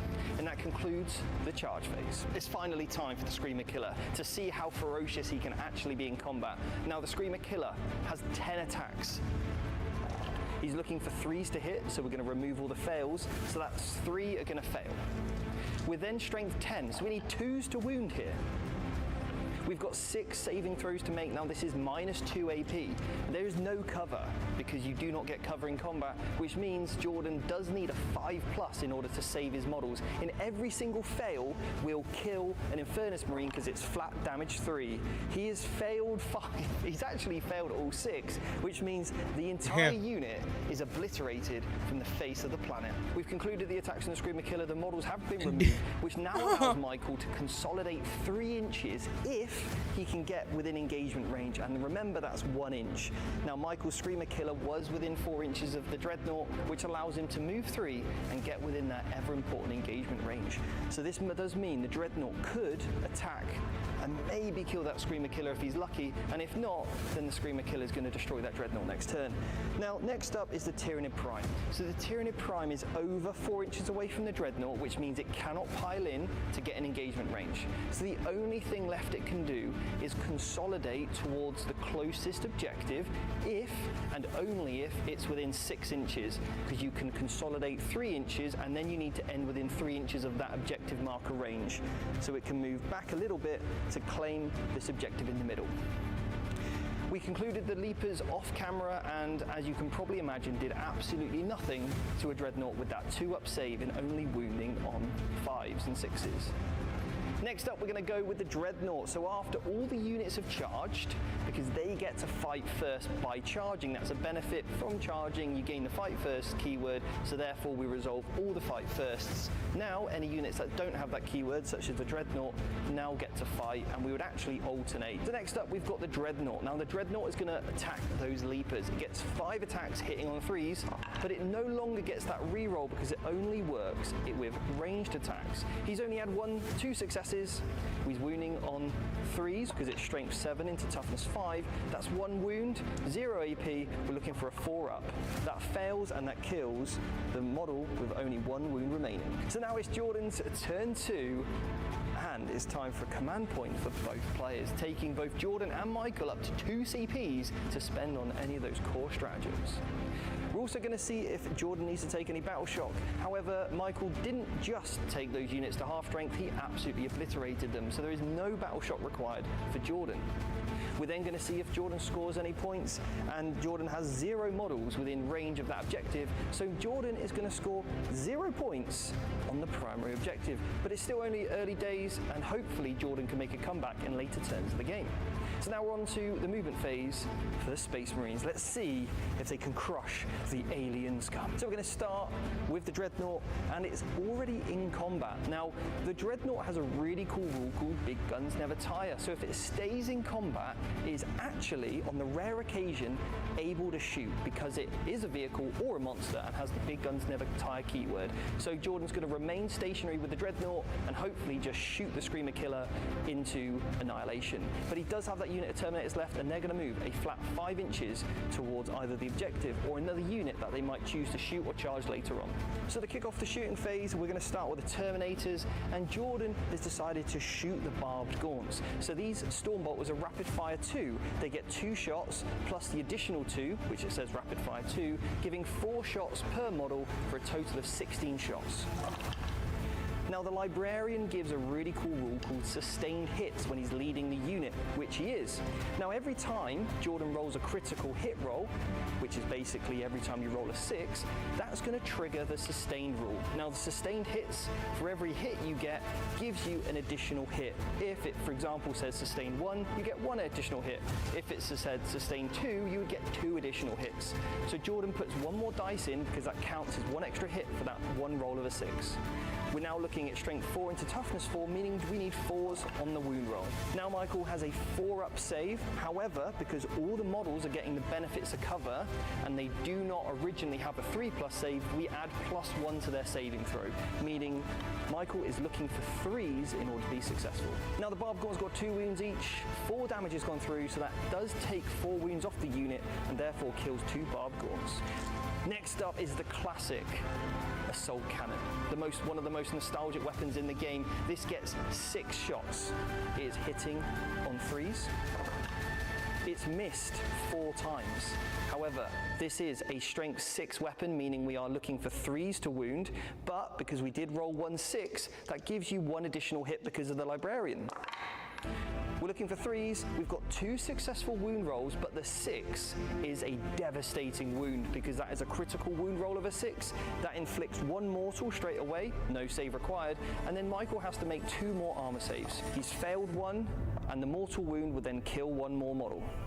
So next up is the Librarian. It's going to unleash a smite attack. This is a psychic power, and he's gone to essentially overcharge this attack. It's making it a lot more damaging and a lot more powerful. It's D6 shots. We've got a 3. We roll 3 hit rolls on a 3 up to be successful. We've got 3 successful hits. Now this is strength 6 and toughness 4, so we only need 3s to wound. That is 2 successful wounds. Now each of these are minus 2 AP, but Michael is going to get the benefits to cover. 1 is passed and 1 is failed. This is a D3 damage attack. So a D3, you might be wondering what's that? Well, you roll a D6, and if you roll a 1 or a 2, the result is a 1. If you roll a 3 or a 4, the result is a 2. And if you roll a 5 or a 6, it's going to be a result of a 3. We've got a 3 that does 2 damage, killing a 2 wound model. Now it's time for that hazardous check. In order to do that, any unit that fired a hazardous weapon or psychic ability has to roll a dice. On the result of a 1, either one of the models, if it's a non-vehicle, non-monster, or non-character model, will just be slain, or if it is a character, vehicle, or monster, it will just take 3 wounds. So do not roll a 1, otherwise you could suffer the perils. You rolled a 3, you've successfully passed your hazardous check, and you are okay to proceed. So next up, we got the Dreadnought to shoot. I thought he was going to roll a Dreadnought's 1 for a allocate second. all of its shots to try and take down that Screamer Killer. So that's the Storm Bolters, the rocket launchers, and the las cannons. Now this is a vehicle, so it does get the rule benefit of big guns never tire, which does allow it to shoot in combat. However, it will suffer a -1 to hit because clearly it's just harder to hit something when they're that close. So Jordan needs to roll 2 shots for those las cannons to see if they can hit, and we're looking for 4s. We no longer get that re-rolls because it's no longer over its half strength. So therefore it's only 1 hit. We're looking for a 3 to wound. We've rolled a 4. So this will successfully wound, but this is AP3, meaning that Michael needs to roll anything but a 5 or a 6. He's rolled a 1. Now, Michael could re-roll this, but with the amount of shots left, it's probably not worth the idea. So this is going to be D6 plus 1 damage. So this literally cannot fail, because even if Jordan rolls a 1, which he rolls a 4, we add +1 to it because of the las cannon rule of D6 plus 1, taking the last 2 wounds off the Screamer Killer. So the Screamer Killer is dead, but however it has a rule called Deadly Demise. Now on a 6+, it essentially explodes or lashes out as it goes down, and it might inflict some mortal wounds. It doesn't, so therefore Jordan is unfortunately got off safe from the Screamer Killers being destroyed. Now the rockets, the Storm Bolters that were also allocated to that Screamer Killer, at this point cannot be allocated anywhere else. So therefore, all those shots are wasted, and we now just need to remove the Screamer Killer. So that concludes the shooting phase, so it's just time for now Jordan to try and make his charge into the Termagant. He's within 7, so that means you need a 6. He's rolled a 9, which allows him to move all of his models, obviously keeping coherency, 9 inches towards the gaunt and getting every model that can into base-to-base contact without ending his move on the objective. So now we're in the combat phase. We start with all the units that have the fight first keyword. So that is any charging units or the leapers. Now, when units have the fight first keyword, they're going to fight at the top level, okay? So they're going to fight before anybody else. And we always start with the non-active player. And the non-active player is Michael. So Michael gets to select his leaper, first of all, to fight into that Dreadnought. We resolved the attacks, and the leaper did absolutely nothing to that Dreadnought with its 2+ save being only -1 AP. So now it's time to see what the Terminators can do in combat. Now, not all models are in base-to-base contact. So that does mean Jordan can make a 3-inch pile-in move to get any models in base-to-base contact. And if they cannot end within 3, what they can do is end within base-to-base contact of another model of its same unit that is also in base-to-base contact. So this Librarian is base-to-base with this Gaunt, and this Terminator is now base-to-base with this guy, which allows him to fight through that model as well. So it essentially allows you to fight in 2 ranks, providing all those models are base-to-base and base-to-base. It's is Terminator time, and the Terminators have 4 power fists in the squad, and one of the Terminators has a power sword. So we're just going to resolve all of the power fists first of all. They get 3 attacks each, they hit on 3s. Any 6s explode because of the Librarian, or sustain, so they'll put in 2 additional hits now because we rolled 2 6s. Then we are strength 8 on toughness 3, which means we're needing 2s because we are double the toughness. All of them have been successful, so that will mean each of these, because it's -2 AP, will go straight through the armor of the Tormagaunt and kill a model per one that is successful. So that means 12 Gaunts are now absolutely obliterated. One thing to note here is that the Terminators do have a 2 damage weapon, but damage doesn't carry over. So although the Gaunts only have 1 wound each, the 2 damage just stops at that 1 wound model. It's only mortal wounds where the damage would continue to spill. So it's only 12 models, although it technically would have caused 24 damage in total. Next up is the Sergeant with the power sword. It's 4 attacks, hitting on 3s. We have a sustained hit, means that 1 miss basically goes back in. We're looking for 3s to wound, and an AP2 will slay any model because it's only 5-up saves. That kills the rest of the squad, and therefore all those models will be removed. So we've concluded all Terminator's attacks and the entire unit has been destroyed. That does mean the Librarian will not have anything to attack because at this point he's not in engagement range of anybody else. So once we've finished the attack sequence for the Terminators, they can consolidate. They can consolidate up to 3 inches if they so wish into the closest enemy model. Now they can get within engagement range of the Prime, and it's probably a good idea to do so it can't move away and charge something else. So by tagging it means that it has to stay in combat next turn. So the Terminators have finished their consolidation move and they are within engagement range of the Tyranid Prime, which does allow it to actually activate, because you can either fight after you've charged, or if you find yourself in engagement range, you can then attack. So in this case, the Tyranid Prime can start to put all of its attacks onto the Terminator unit, or if you've got some command points left like Michael has, you can do an epic challenge. Now the epic challenge allows you to target that character model in that unit. So instead of just putting all the attacks on the Terminators, the bodyguards, to soak up those wounds, you can actually directly target that character unit and try and kill the Warlord. So Michael, by spending that 1 CP, gets the precision rule, and that allows him I to hope do Michael this. wins. So I'm not all gonna these lie. attacks can now be allocated to the Librarian. He gets 6 attacks, hitting on 2s. Michael's got 6 hits. He's strength 6 into toughness 5, which means he needs 3s to wound. He's got 5 wounds, and these are AP1 and 2 damage each. This could actually kill the Librarian. Let's see what he rolls. Jordan has rolled a 1, a 1, and a 2. But because it's AP1, this 2 is reduced by 1, meaning that we have now 3 fails. Each of those are 2 damage each. That's 6 total wounds on the character, but he's only got 5, so that means the Librarian has been utterly destroyed by that Tyranid Prime. We resolved the Dreadnought's combat, and it didn't do anything to the Leaper either, so that concludes our game for today, and we would normally play this out to a natural conclusion at the end of Battle Round 5, but we want to leave you in suspense and hopefully bring you back to watch some of our more epic 40k battle reports in the future. My we play God. 2,000 points, so much larger games, and really 2,000 helping you points? through all those processes through a little bit of entertainment, but mainly education. Our ethos is all about sportsmanship and Did he say 2,000 points? Oh my God, like, that's a lot.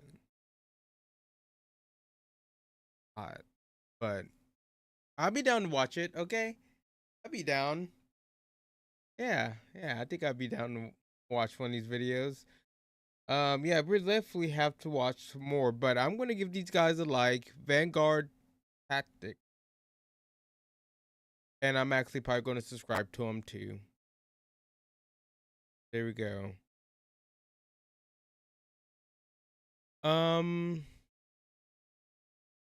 That was.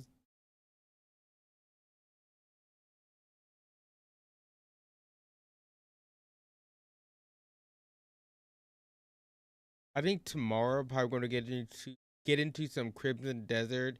People have some reviews out. We have to watch my boy. Hold on. Like I'm dyslexic. I forget stuff a lot.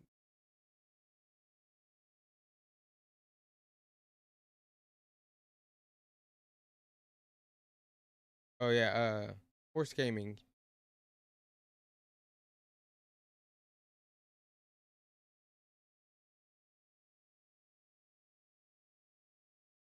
Mm.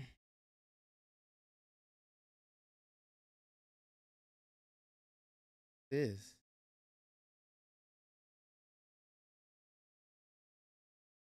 There is only war.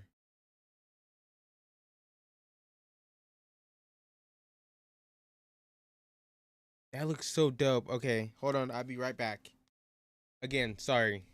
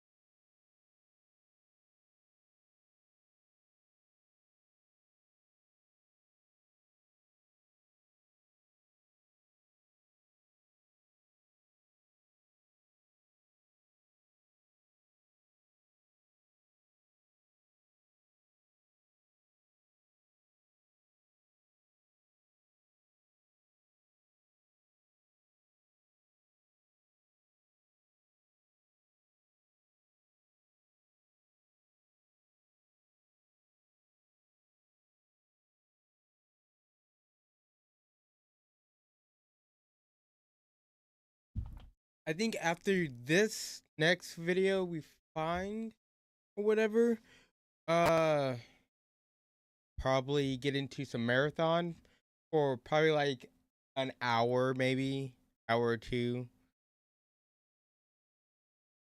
Life as a trader.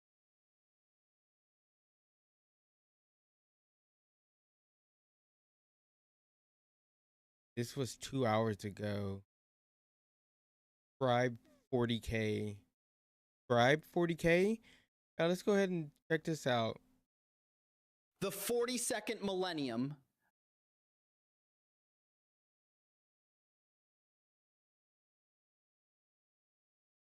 Oops. The 42nd millennium, the Gothic subsector, the Orcs, a green tide of billions of fangs, axes, and an absolutely unstoppable desire to break everything in sight, have just reduced the Gothic armada to burning scrap. The Admiral's flagship is a drifting inferno. The Inquisitor has barricaded himself in a bunker and is praying. The Administratum, fingers trembling, is drafting urgent requests to higher authorities, who will respond in approximately 500 years. And it is at this moment that both the Admiral and the Inquisitor come crawling, in the most literal sense, to the one man who can change the outcome. They enter the hall.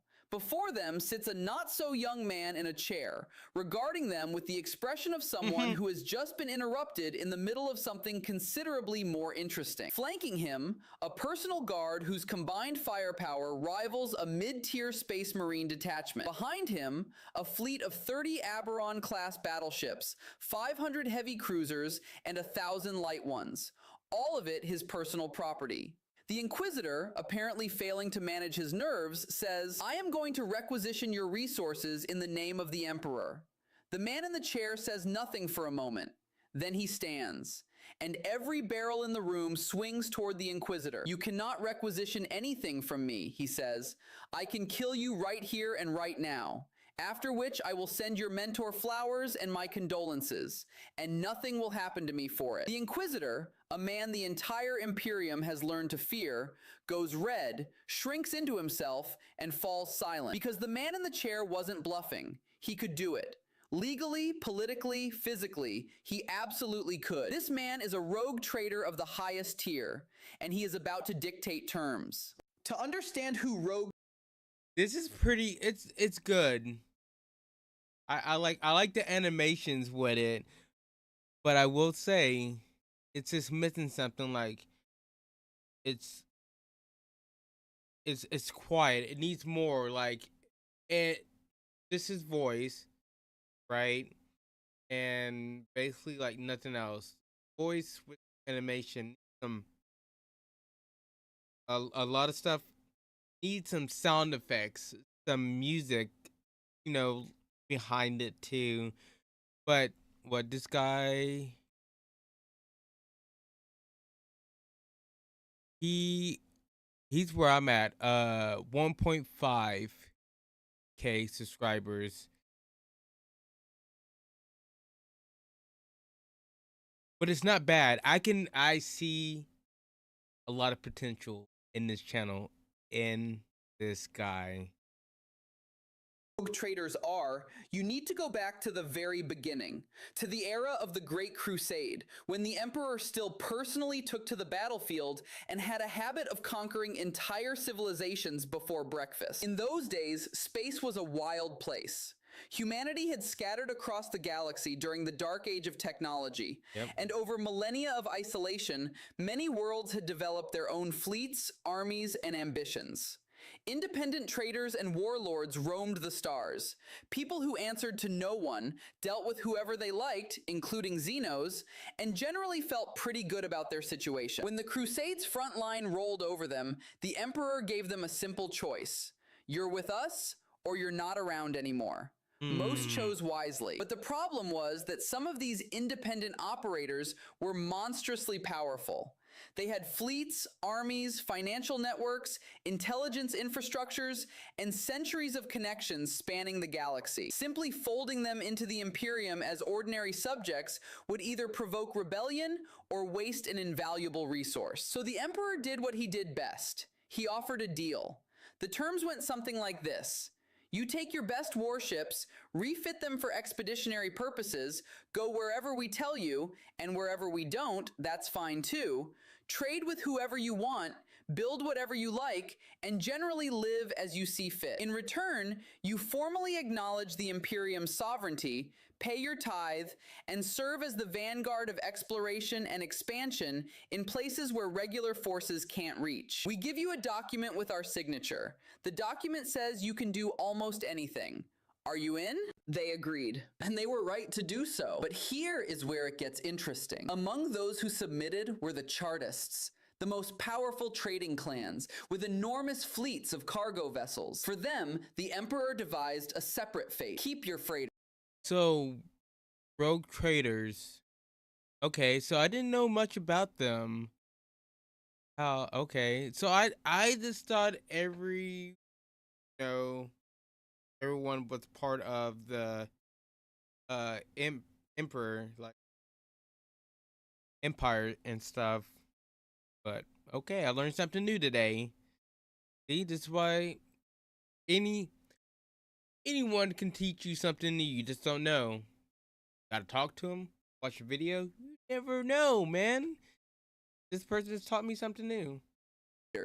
Handle the Imperium's internal logistics, and in return, receive a staggering percentage of all trade flowing through your lanes. The Chartists ran the numbers, liked what they saw, and agreed. The split happened naturally. Some became the nerves and veins of the Imperium's commercial system.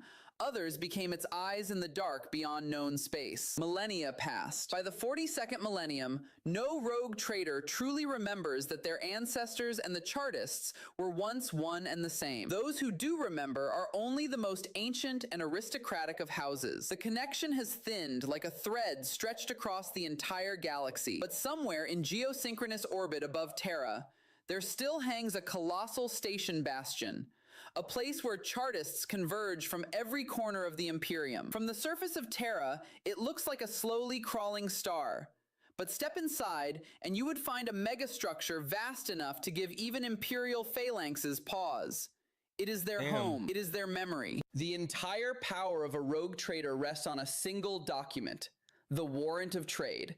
A sheet of parchment, or in older versions, some specially preserved substance that is itself 10,000 years old, bearing a seal and a signature. Sounds modest, but as always, the devil is in the details, because the signature on the oldest warrants is the signature of the Emperor himself, written in his blood, personally. Consider what that means in a universe where the Emperor is literally a god, sustained by a colossal life support machine on the Golden Throne, whose psychic emanation maintains the Astronomicon, the beacon without which the entire Imperial warp fleet goes blind and is lost to chaos. For the average mortal of the 42nd millennium, a warrant signed in the Emperor's blood is like carrying a personal note from God in your pocket, notarized, with apostille. Not all warrants are equal. There is an entire hierarchy of these documents, and the difference between them is roughly the difference between a nuclear bomb and a slingshot. At the top sits the warrant signed. What? Okay, how do you tell the difference? I guess what's written on it, that's how you tell the difference? But that's wild.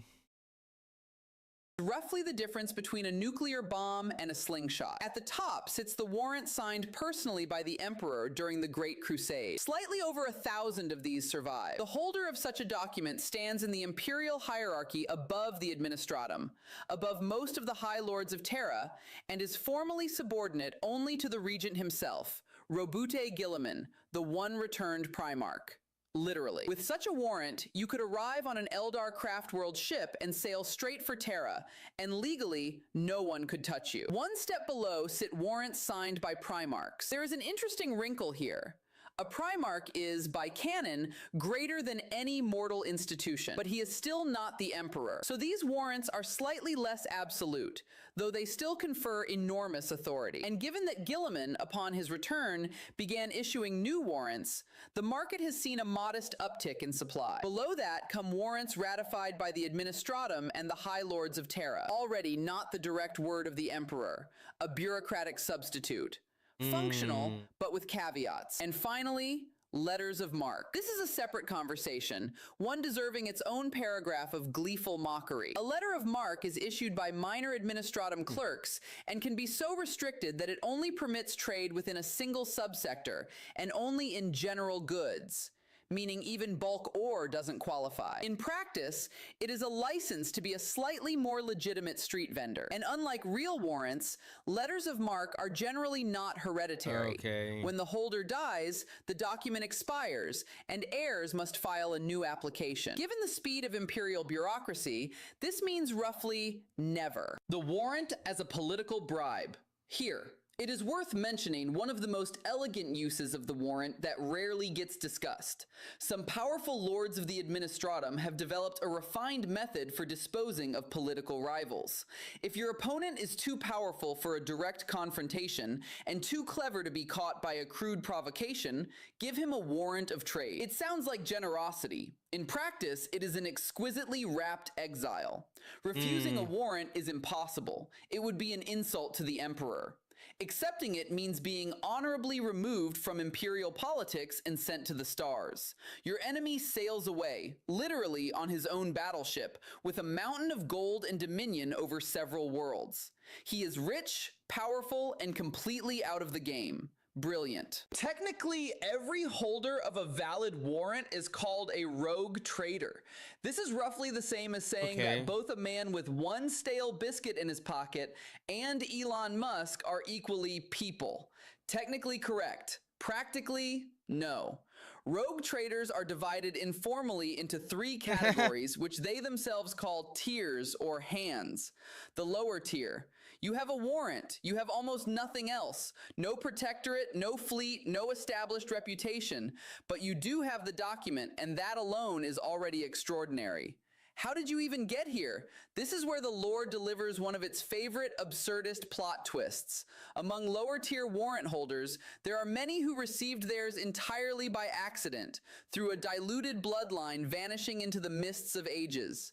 Picture this. Some rogue trader 1,500 years ago flew into an industrial world, met a woman by the factory gates on her first day of work, spent the night, and flew away. A child was born. It grew up. It had its own children, and so on, generation after generation, until the bloodline became so diluted that no one remembered it at all. But the Administratum remembers. 15 centuries later, its slow gears finally complete a genealogical verification, and some factory worker receives a notice informing them that they are the lawful heir to a warrant of trade. The person is stunned. The person takes out a loan. From shadow lords or legitimate banks doesn't really matter. The person buys a ship, and that's it. They are now a rogue trader. What happens next, nobody knows. They might die on their first raid. In 100 years, their house might pass into legend. That is the lower tier, a starting point where the only asset is a piece of paper and desperate determination. The middle tier. This is where the real game begins. A middle tier trader has a protectorate, several worlds under personal governance, a fleet, an army, enough resources to look the Adeptus Mechanicus in the eye rather than up at them. At this level, the rogue trader begins to be genuinely inconvenient for every imperial institution around them. An inquisitor can still try to apply pressure, but risks getting pushed back. The Mechanicus wants a discovered artifact, but the trader is strong enough to make a military conflict too costly. Real politics begin here. Not do what I say, but let's negotiate because we both stand to gain. There are several documented cases of middle-tier traders being targeted for physical elimination because legal pressure had ceased to work. It required space marines with substantial Imperial Navy support, and even then, it didn't always end in success. The upper tier. There are few of them, perhaps 100 across the entire Imperium, but each one is a civilization unto itself. Upper tier traders control hundreds of worlds. Their fleets are comparable to those of entire segmentums. They maintain their own pocket empires, complete with taxation, law, planetary governors, and all the trappings of imperial. Okay, so what I'm getting at, lower tier is basically, well, you're not, you're lower class, you know, you're working, you're surviving, but that's really all you're doing. Basically, like a lot of people here, U.S., you know, middle class. I mean, like then the mid tier, basically like middle to upper class. Like, okay, then the top guys are like the rich, the people with, you know, the millionaires and stuff. Okay, and probably the billionaires too. So basically, a lot of us, so we're probably like lower class, like the low tier. Like we're down here but we don't need a sheet of paper. You know, we don't have to get a call and get a paper to start off anywhere. Luckily, in our world, you know, real life, you know, I mean, if you just try hard enough, you don't need a piece of paper. I mean, you just try hard enough, you can get somewhere, you can get up to the high classes and stuff. So I'm kind of correlating this with like real life and stuff, and I see some governance, except these governors answer not to Terra, but to their master. The wealth of some houses exceeds the combined gross output of a dozen imperial worlds. This is not hyperbole, it is the literal arithmetic recorded in imperial chronicles. It was to one of these that the Admiral and the Inquisitor came in our opening scene. The outcome was instructive. The traitor demanded that his protectorate be exempted from tithe for 800 years, a voucher for emergency military and logistical support valid for 5,000 years, and permanent first priority status for all house affairs. They hesitated. He raised the bid to 1,000 years. They hesitated again, by which point the orcs had begun reaching his own borders. He raised the bid once more. They eventually settled on 900 years, after which the rogue traitor stood up, returned to his chair, and his fleet annihilated the orcs completely. The force he fielded outclassed the Gothic armada in every measurable dimension. He had simply been waiting for the right moment to sell his help at maximum price. The question that torments every newcomer to the lore: if a rogue traitor is so all-powerful, what actually constrains them? The answer is simple and paradoxical all at once. By the letter of the law, almost nothing. The warrant was granted by the Emperor. It can only be revoked by the one who issued it, or by someone standing above them. For most warrants, the only institution empowered to do this is the High Lords of Terra. Formally, the chain of authority looks like this. At the top are the Custodes and Guilliman, below them are the Lords of Terra, and somewhere at their level float the upper tier rogue traders, alongside chapter masters of Space Marine chapters and Inquisitors. But rogue traders have their privileges written in ink on parchment. The Inquisition doesn't. If you dig into the history of the Inquisition, itself a rabbit hole that leads to some deeply surprising conclusions, you discover that at their origin, they were all chroniclers. Simply very stern chroniclers with broad authority. Their power rests on tradition, fear, and unspoken consensus. A rogue trader with an original warrant has something considerably more solid: a legal document consecrated by the religious authority of the God Emperor himself. Which is why the most popular joke among lore enthusiasts goes like this: an Inquisitor stops a rogue trader and demands to see his papers. The traitor produces his warrant, signed in the Emperor's blood, then asks, "Now show me your document of equivalent weight." The Inquisitor says nothing, because he has no such document. The only legal ground for revoking a warrant is a charge of high heresy. And even then, the authority rests exclusively with the High Lords. For a middle or upper tier trader, any other attempt to seize the document is grounds for starting a war, one the Imperium is not guaranteed to win. The situation with the Adeptus Mechanicus deserves separate mention. The trade patent grants the right to claim anything discovered as one's own property. The Mechanicus is an organization for which any technology from the dark age of technology is a sacred relic to be immediately confiscated in the name of the Omnissiah. A collision of interests is inevitable. It usually goes like this. A rogue trader finds something technologically extraordinary, say a functioning artifact from the Dark Age. The Mechanicus arrives and says, "Hand it over." The trader says, "No." The Mechanicus says, "Please hand it over." The trader says, "No," again. And now the bidding begins, because simply taking it by force isn't an option. The trader is strong enough that open conflict would cost too much. So the Mechanicus starts offering, and we are talking about offers that are difficult to refuse in the most literal sense. There are stories of cases where a single lucky artifact earned the Finder Fleet service contracts for 1,000 years, a personal Grand Magos on permanent retainer, and a suite of additional privileges so staggering that the trader ultimately agreed, simply because it felt rude to keep negotiating. To understand how an ordinary Imperial citizen views a rogue trader, you first need to understand what the life of an ordinary Imperial citizen actually looks like. The majority of people in the 42nd millennium never leave the planet of their birth. Many, particularly the workers of hive cities, have never seen the sky, spending their entire lives several kilometers underground in hot, thundering manufactorums. They work, reproduce, and die. They know about space marines only from church.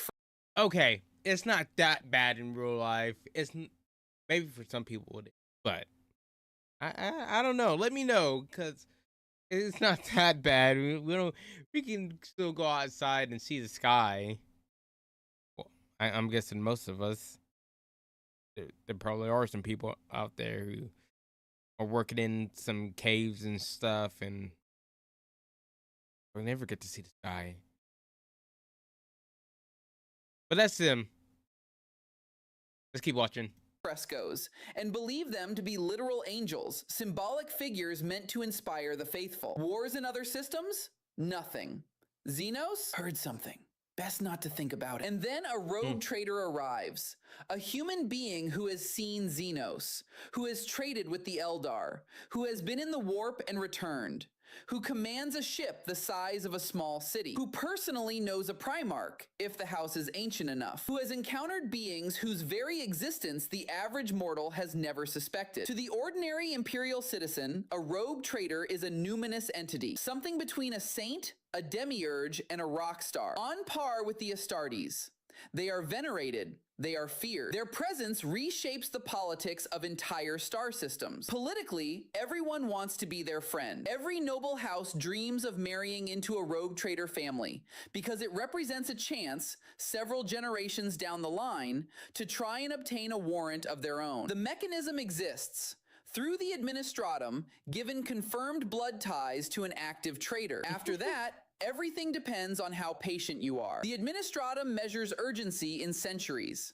The application will be reviewed, eventually. Your grandchildren may live to see the response, or their grandchildren. The Imperium does not rush, because the Imperium has been standing for 10,000 years and intends to stand for 10,000 more. History records more than a few rogue traders whose names are worth knowing, if only to grasp the sheer range this particular profession encompasses. The Coronis Expanse, the frontier that traders built. The Coronis Expanse, one of the few regions in rogue trader lore that is mapped out in genuine detail, sits on the edge of the galaxy and was opened up almost entirely through the efforts of trader expeditions. 3 major houses operate there: Winterscale, Bastal Horda, and Von Valancius, each with its own character, its own allies, its own secrets, and its own long-running scores with the others. They are not simply trade partners. They are competing microstates that sometimes cooperate, sometimes go to war, and always ensure that none of them grows too powerful. Jan van Jastebal, a cautionary tale. Not every rogue trader is a success story. Jan van Jastebal entered the Chronicles as a textbook example of decline. Beginning with entirely legitimate commerce, he gradually deteriorated into outright piracy, plundering every world he encountered regardless of its imperial status or loyalty. His end was predictable, but took considerably longer than it should have, precisely because the warrant granted him legal cover far beyond the point where any reasonable institution would have acted. The casino story. Bankruptcy as career launchpad. One of the most absurd and yet entirely plausible episodes in Rogue Trader history is the story of an unnamed heir who managed to gamble away a fortune that seemed, by any reasonable standard, impossible to exhaust. Several generations of ancestors had accumulated wealth on the scale of several planetary economies, and he lost it all at the tables. It appeared to be the end, but he had the warrant. And the warrant retained its value even with nothing behind it. He went to the city's shadow lords, explained the situation, offered a cut of future revenues, and walked out with a ship on credit, then flew away without saying goodbye. A few years later, he returned with money, paid every debt with interest, and resumed trading. This is not an exception. It is an illustration of the fact that the warrant itself is hard currency, even in the complete absence of any other asset. A rogue trader's power doesn't rest on paper alone. Behind it stands a concrete military and logistical infrastructure, without which a warrant is merely an expensive picture frame on the wall. The fleet is the heart of everything. Rogue traders have access to vessels all the way up to grand cruisers and even battleships. Some of these ships are older than most imperial institutions. They remember the Great Crusade and bear on their hulls the scars of battles that historians can no longer even date. Among them are non-standard hull classes. For instance, the Hazaroth-class privateer, which you won't find in any standard naval registry. Navigators are the indispensable symbiont.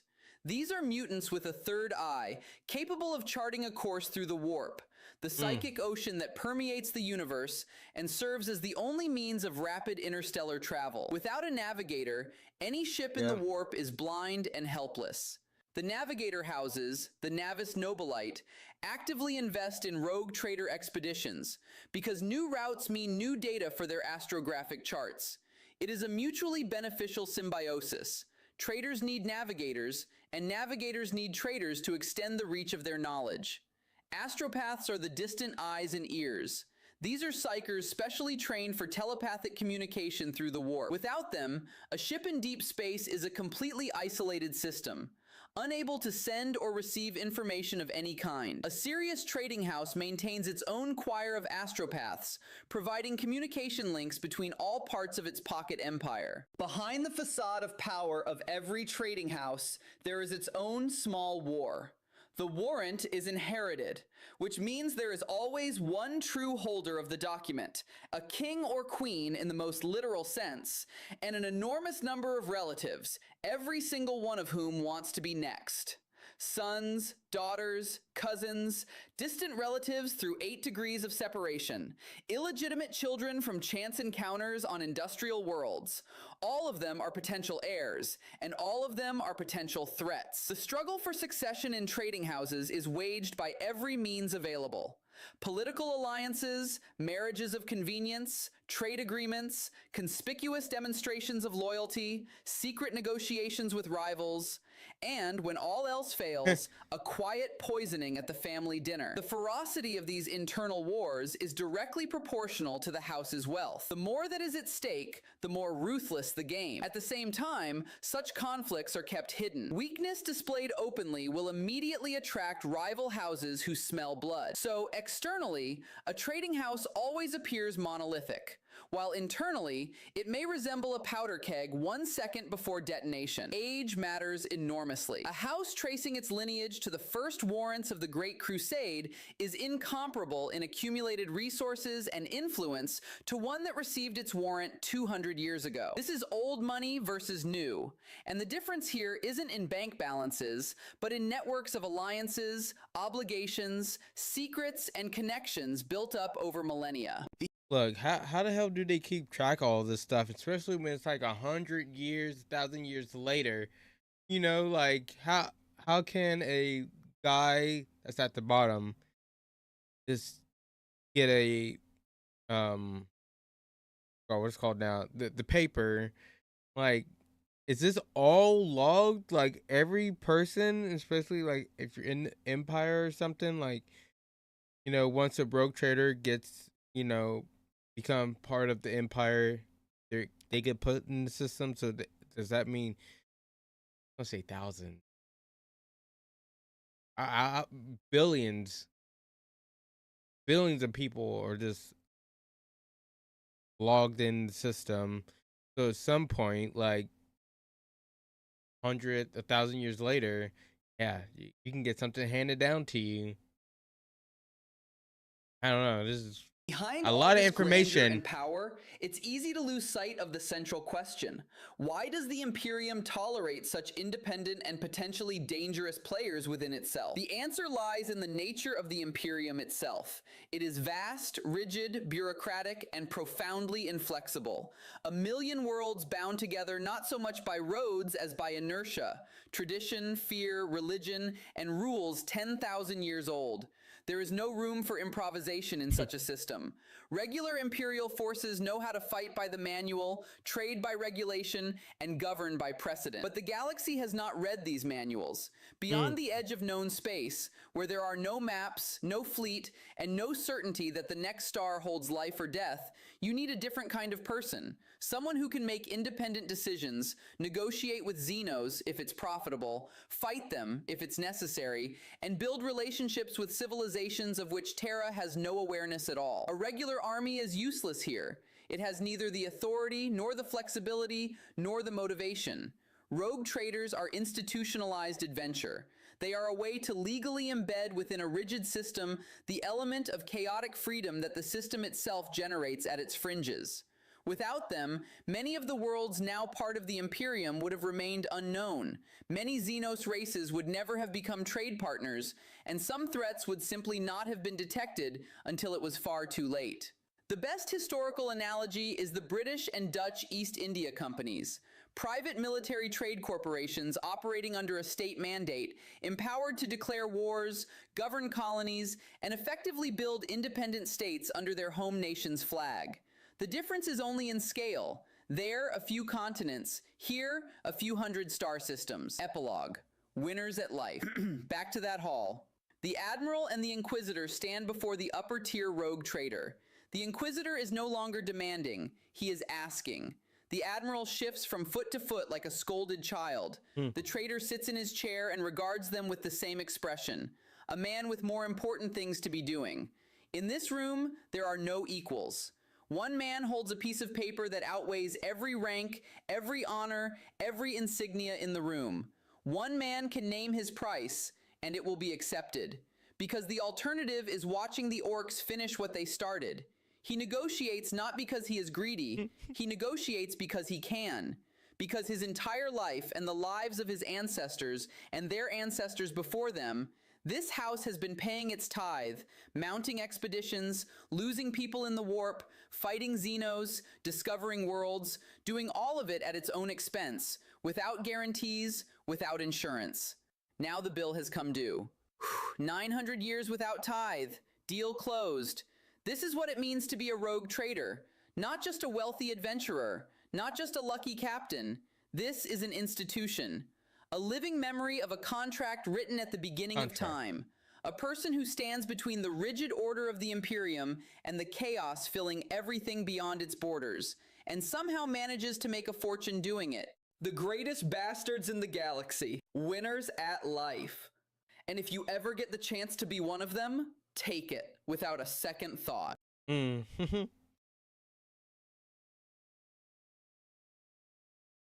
Okay, that was a good video. I will say that. Taught me a lot about rogue traders. Yes, I've heard of them before, especially like the game and stuff, but I didn't know about the contracts and stuff and all the different kind of contracts, and I didn't know anything about that. So this video, it taught me something. I will give it that. Now, I will say,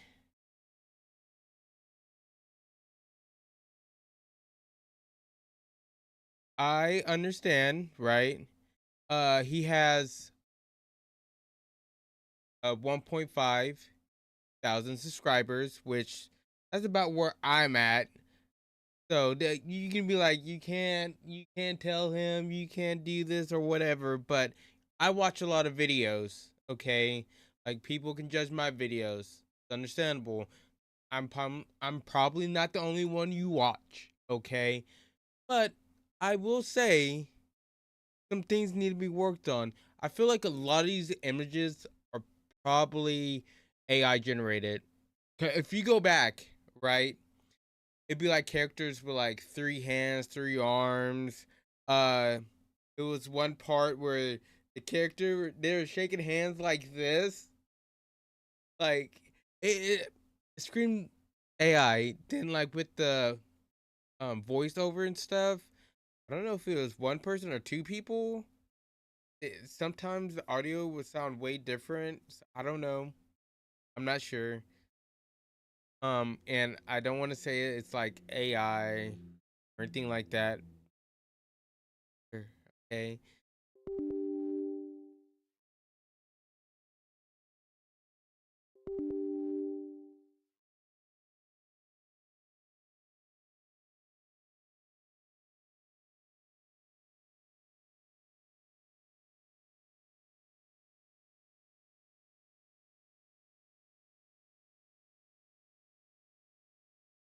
Hold on.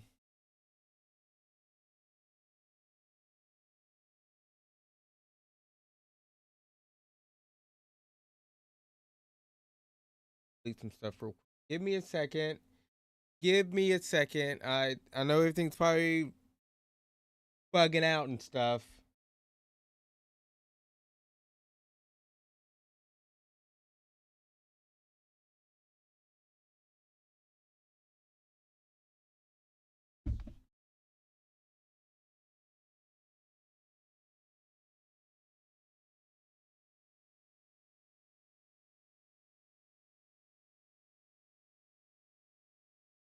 All right.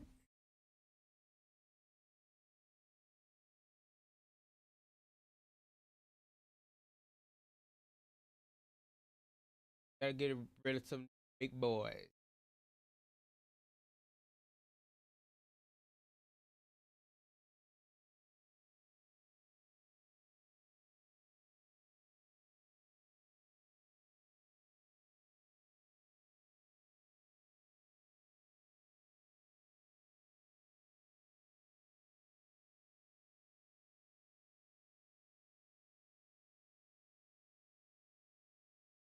At some point, I need to get a bigger.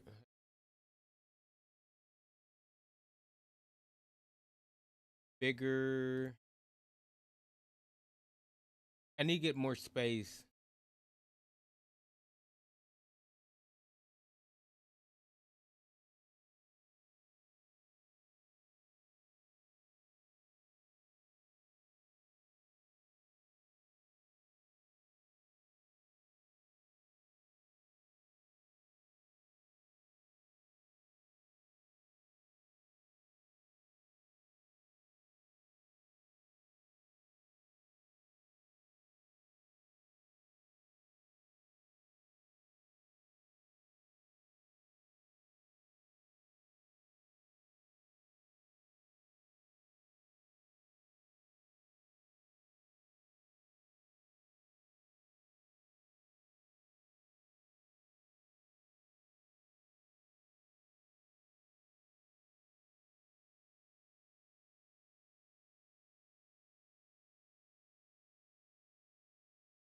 Um,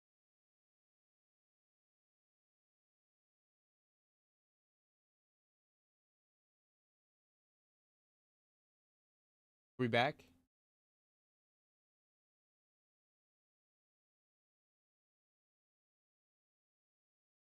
Think. Hold on.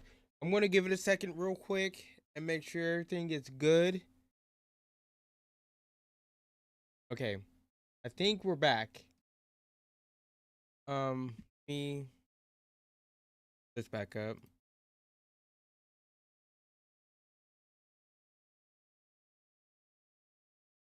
But like I was saying, I feel like a lot of this is kind of like AI generated. I don't know about the voices, but the images are. And I feel like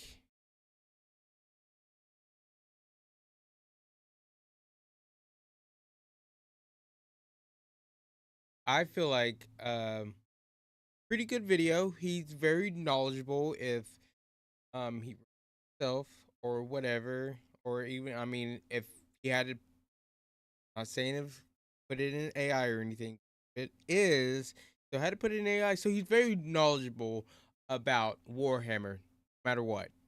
Okay. Just a little bit more with the videos, sound effects, little music in the background or something. It could be way better. I see a lot of potential. That's all I'm saying. I see a lot of potential. I hoping that images aren't AI. If they are, just work on it a little. You know, look them over a little bit better. Yeah, I'm gonna I'm gonna give him a like. Okay, can if you want to, and I'm gonna subscribe to him actually. I want to see where he goes.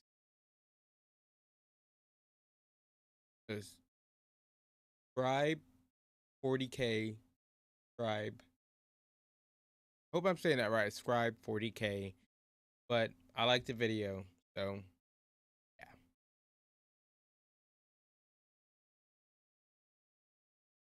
Okay, now we can actually get into the marathon for a little bit.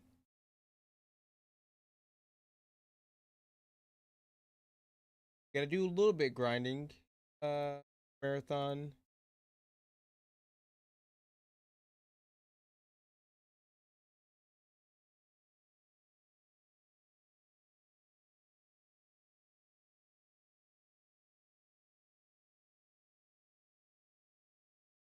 I gotta change all this my style. God darn it. Okay.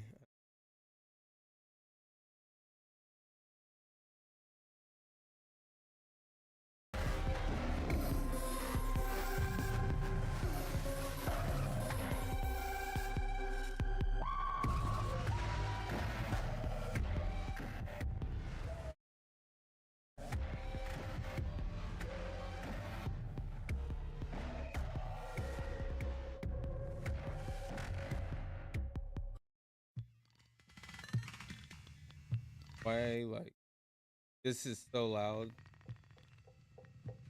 All right, marathon time. I'm addicted to this game.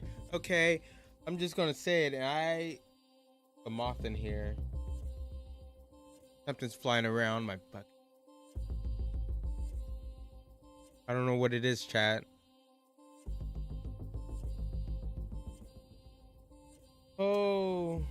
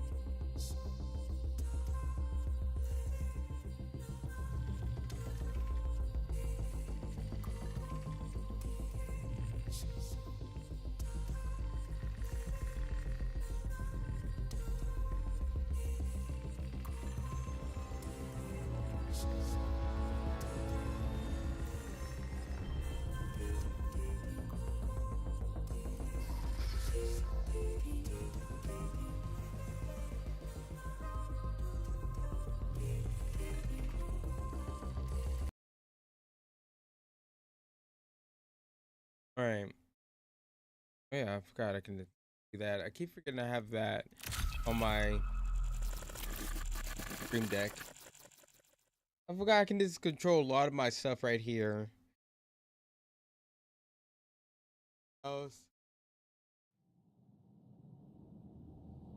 Okay.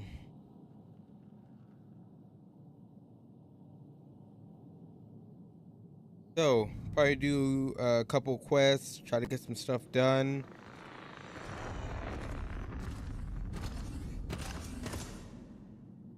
Or we can try to get more money. We can do Rook to Riches or Rooked or Cooked. Let's go in and do a Rook run. Oh, so they have perimeter duo. They need to add duos to use other maps too. But let's go.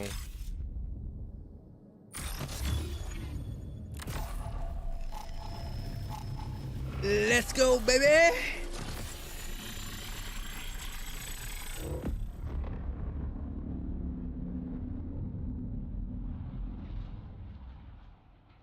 Fuck it, we're probably not gonna do any missions today. I need to get cash.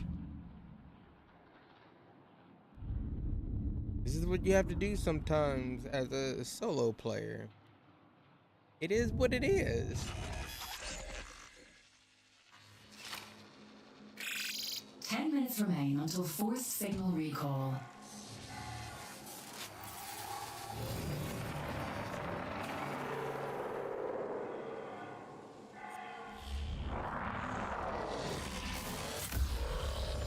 Alright, we're on Dire Marsh. First of all, where are we at? Okay, we can go here.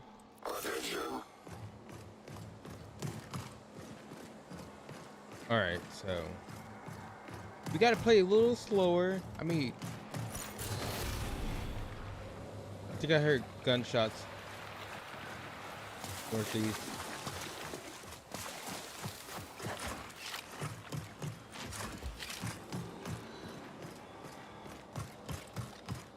Remember, we have other rooks to watch out for, and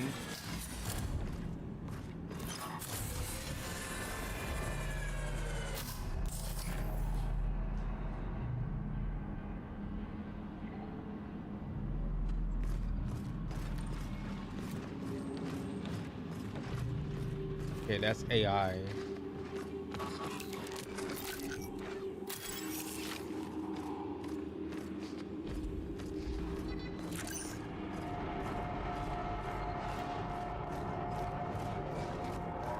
We're good, we're good.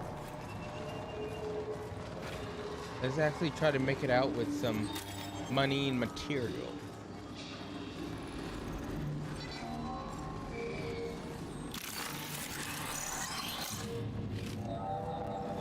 There's usually nothing down here? I said usually, but I would like to check anyway. Okay, I think we're good.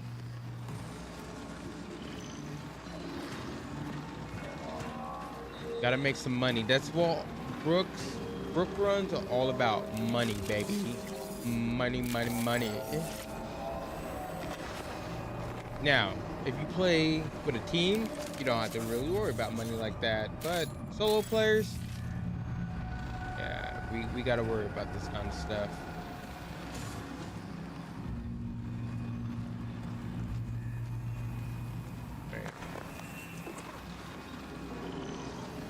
I'm gonna go up top here. Really don't want to fight anything. I think I have my ability up, yeah.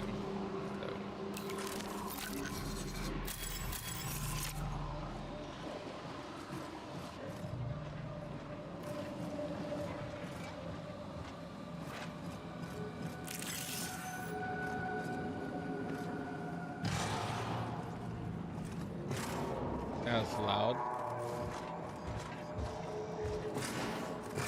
That was loud too. This is what I like to see. Put that on.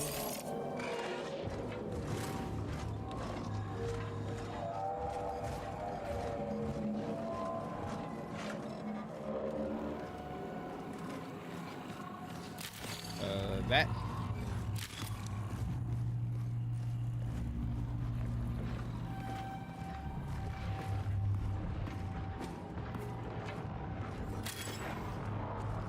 Okay. Grenade. Okay, I'm gonna pop this before I go out here. Has anybody got this?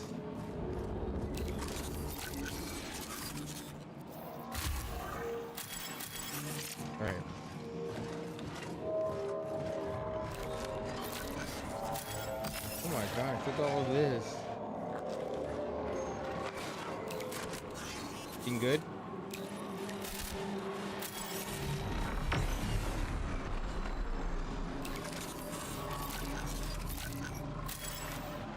I'm gonna drop that. This is the green one. Worth more. Okay. Ooh. I do not have.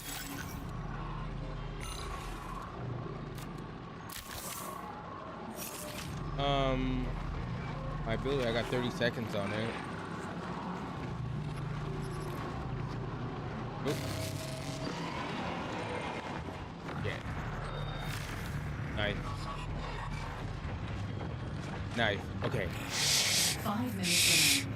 Y'all shut the fuck up. I'm trying to make it out alive with money.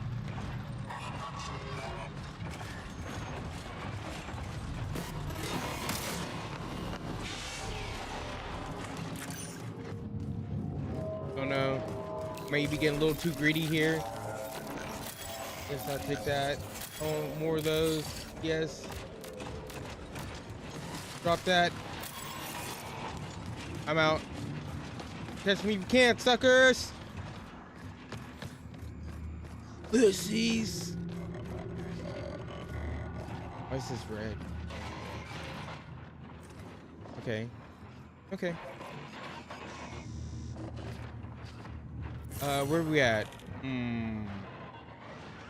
That's not good. We should probably head over here because I think the last thing spawns this way. So, yeah.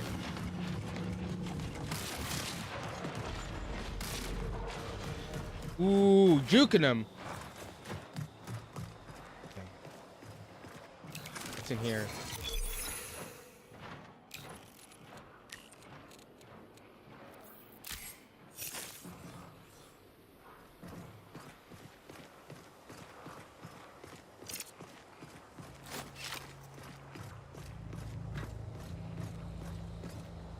Okay, remember, I'm not the only rook. And there could still be a team. You never know. They might be waiting for the last second. Never know. What is that? Yes. This is your 3-minute warning. Exfil awaits. Oh, I could have. Hold on. That.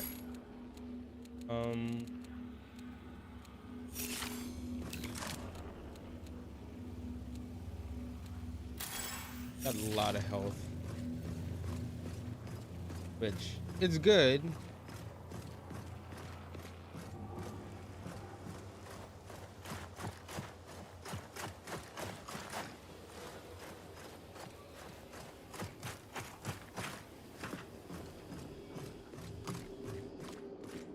I think we're golden. You never want to celebrate too early. All right. Ooh, I got that. Drop that. We only have one.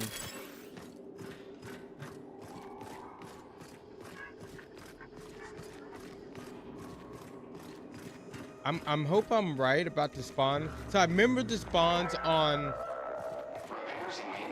perimeter and an outpost, but I haven't done this map a lot. Nothing yet.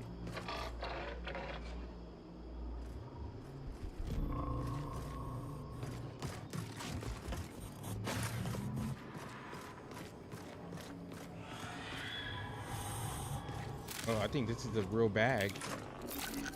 It is. Oh my gosh. Drop that, drop that. Oh.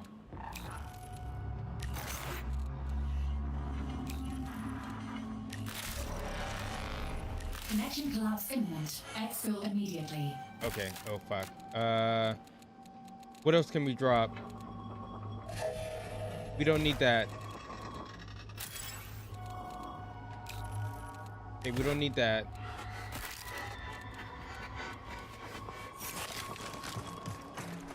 gosh. Oh fuck. Where's it at? Okay, no, we're good, we're good. The final.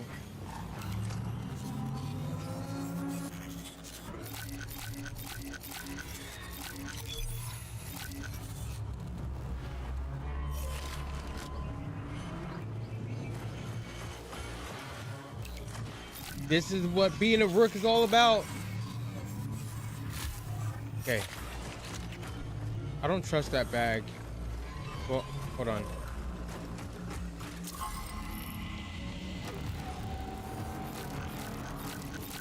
Okay, we gotta go. We gotta go. We gotta go. I'm pushing it. I'm pushing it. Okay. Yeah, I was right.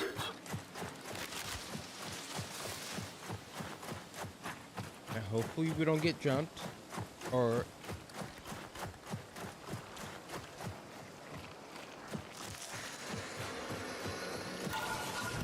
oh shit. Are we going to be able to make it? 140 meters away. Shit. 10 seconds.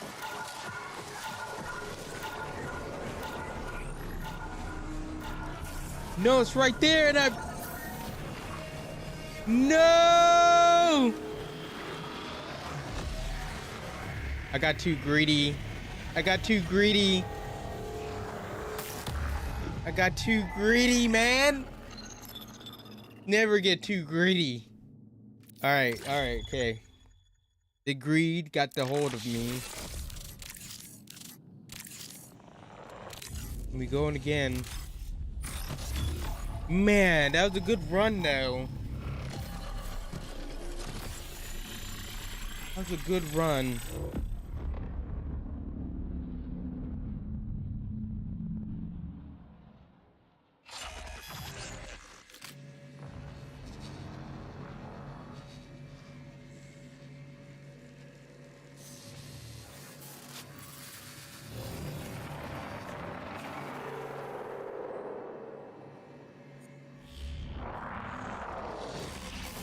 All right, remember, don't get greedy.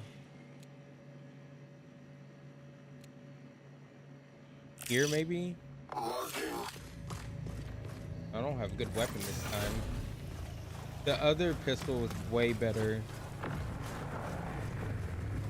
I just left over there.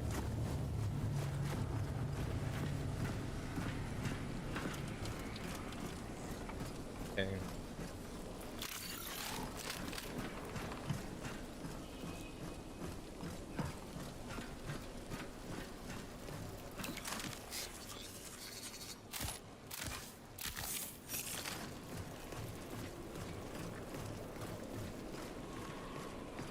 You gotta find spots that people usually fight at. Jesus Christ, I hate those things so much. Okay, we got 2 seconds if we need to pop our ability. Get around.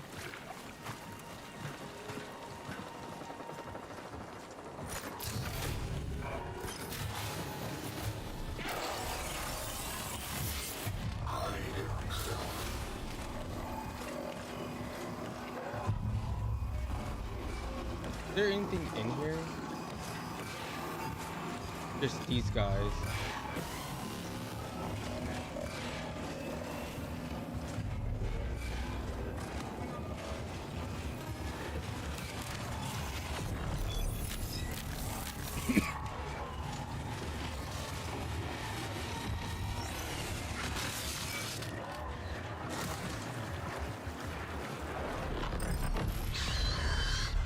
Get.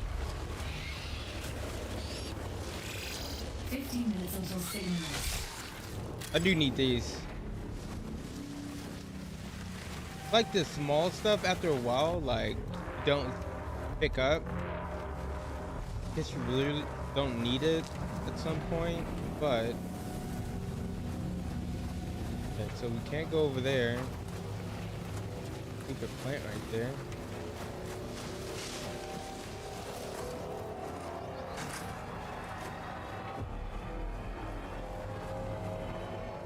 There might be some.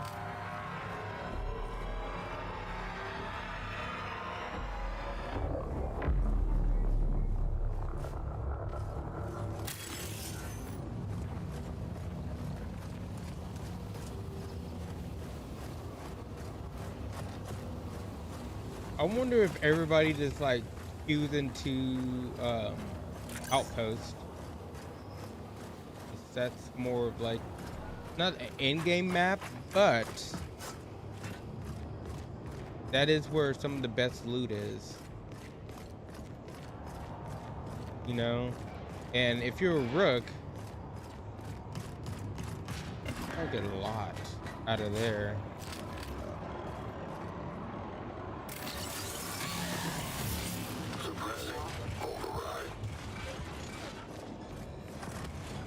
Take that.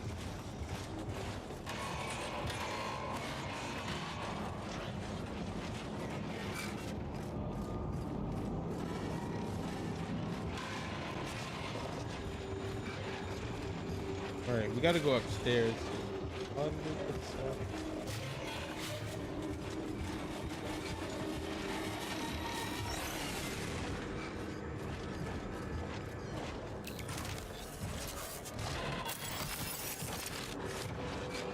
I think it's a thing right there.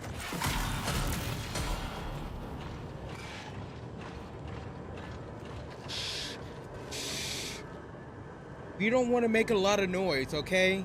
We don't.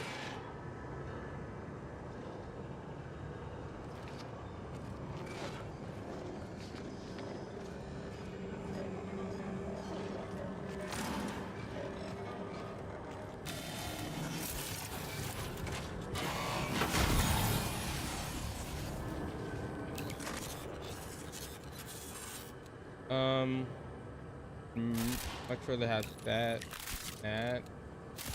Take the ammo.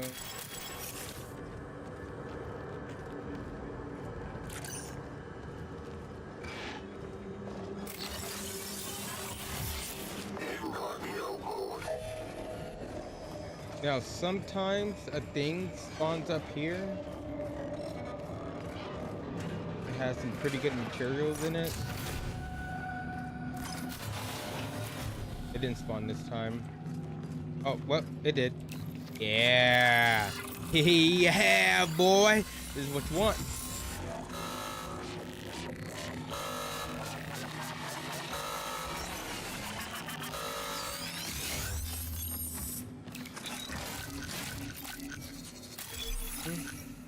Drop that. Look at there. We got one of these. Yes, yes, yes, yes. Let me drop that. Drop that. Yeah, I think we're good. Okay.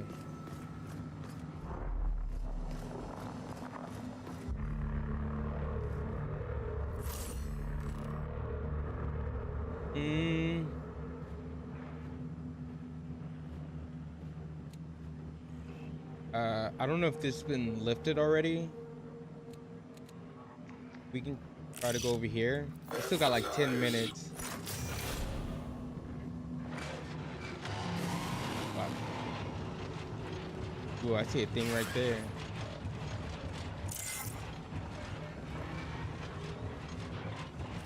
I'm gonna pop this.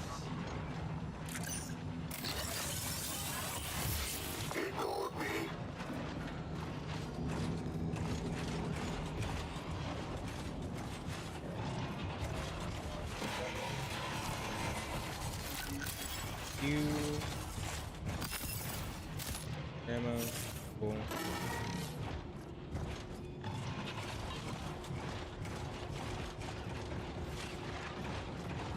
We're gonna get out of here. 10 minutes remaining. Right. We're good.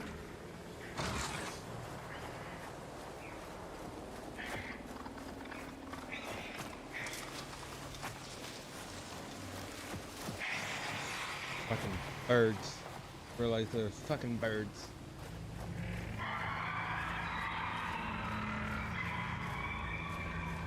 walk into that.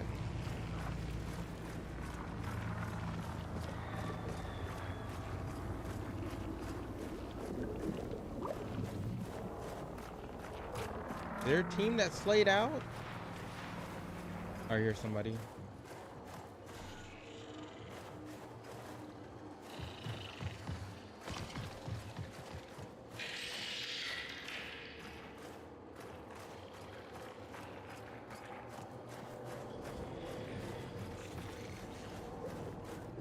Someone's right above me.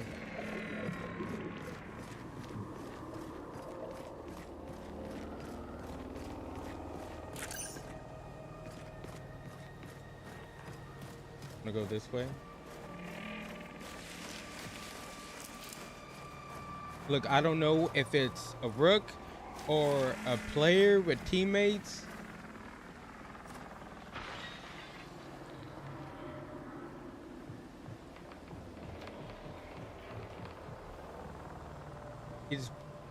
He just broke some glass.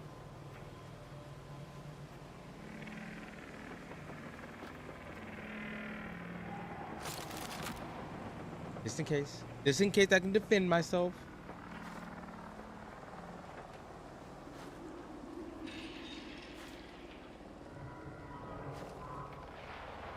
I'm thinking it's only a rook. I only heard one set of footsteps.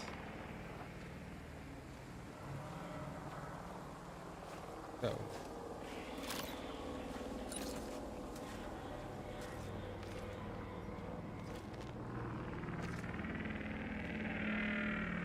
I don't know if he's above me.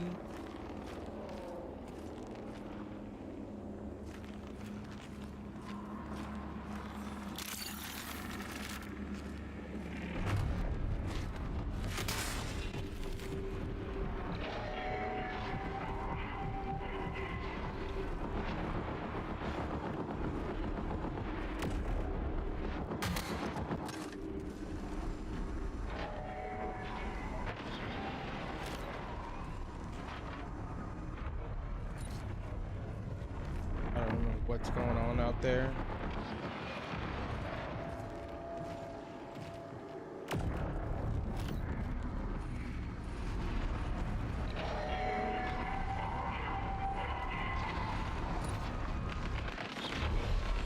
We're gonna shut that.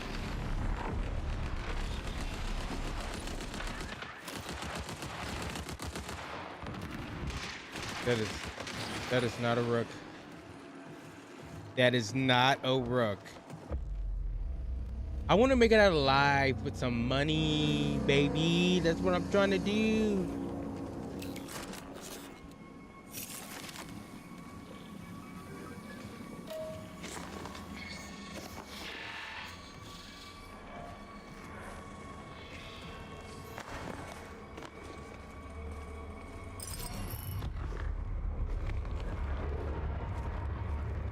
Quarantine lockdown. They looted this place pretty good.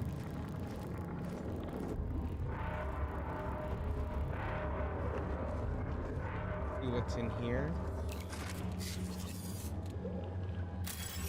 See, that's the thing about Rook.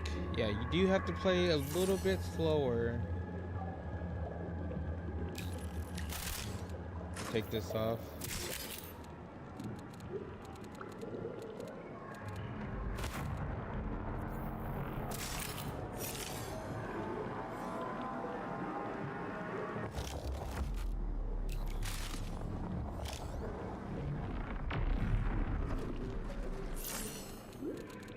I'm gonna put that on.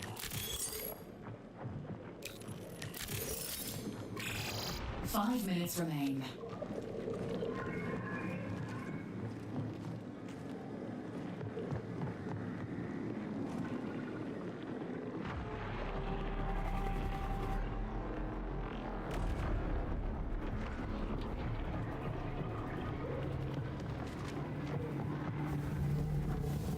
I don't know if they were looking for me or not.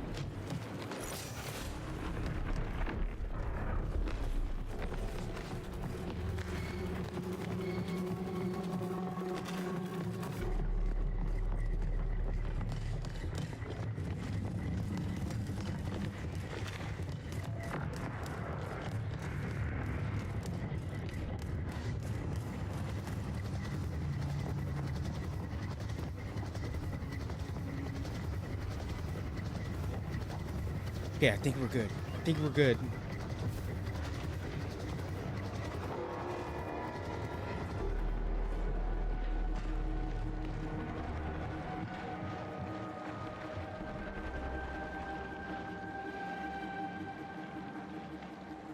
Who would ever look here, okay? Who would ever look here?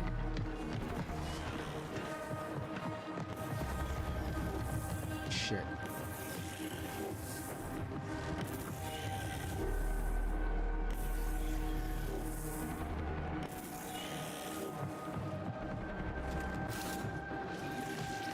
Gone.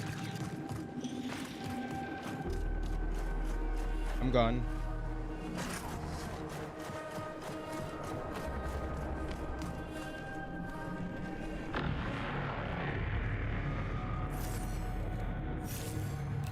Oh boy. Ooh. Holy crap. 3 minutes. Locate an exfil immediately. Where's the exfil usually at? Like right here? I wish I knew this exfil a lot better.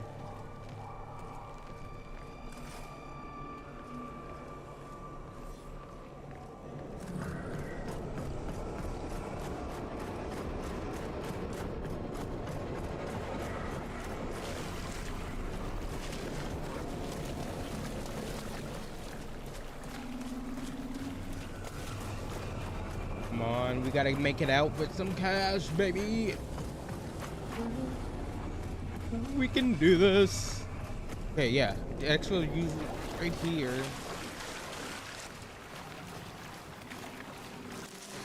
God darn it. I almost ran into that. Can I get in here?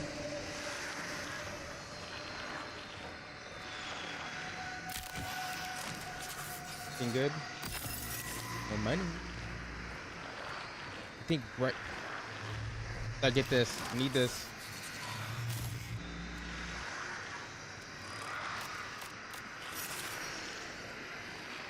Right here, maybe. Oh my gosh. Okay. I'm not gonna look. People in this game, they shoot rooks on sight most of the time. I think it's no, they shoot rooks on sight. So I'm not gonna take any chances.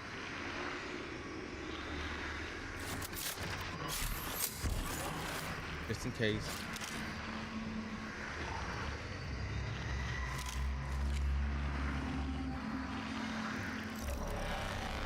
All right. 60 seconds to escape. If I'm right, the exfil is like right here on me.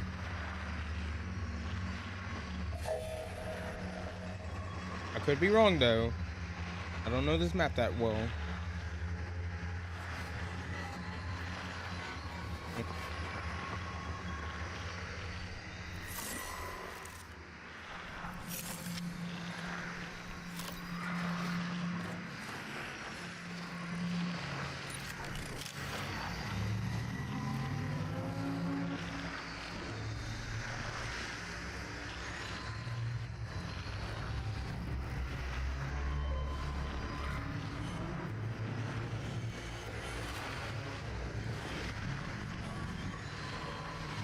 Just watching my back. I don't trust people. You never know. Never know.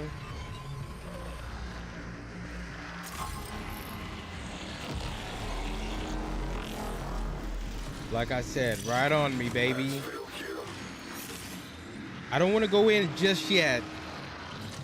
Because if those players didn't get out, you're coming over here, right? And if there's another rook, they're coming over here. So I probably want to wait. I can wait, I think, 10 seconds to start it.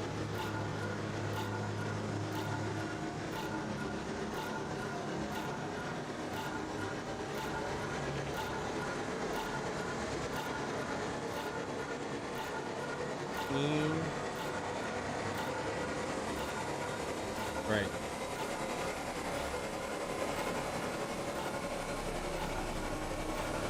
And we should be good. And we're out, baby. Woo!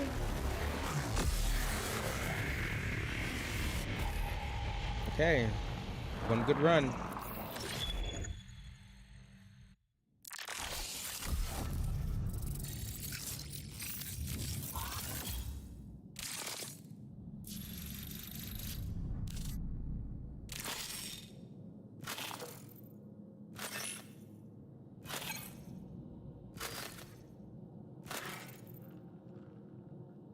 Okay, we made 3,400 off that run. Not bad.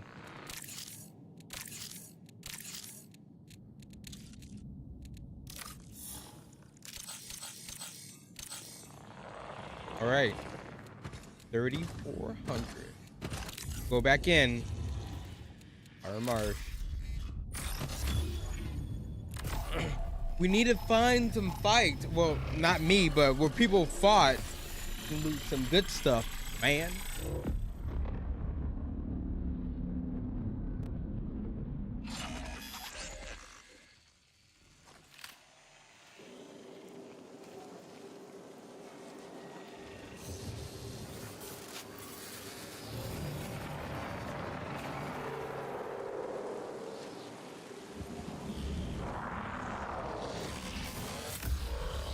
All right, okay, so this is the last run for Rooked Riches, or Rooked or Cooked. Y'all decide the name, okay? Y'all decide the name. I'm not sure. I know Aster Crawls already used that. I actually thought of that name, the Rooked to Riches, before. I was watching the stream and he came up with that. I was like so mad. I was like, oh, now people gonna think I stole that. Hey, where are we going? Oh, hey, we probably want to go over here. Exit. Okay. Oh no, we can go up here.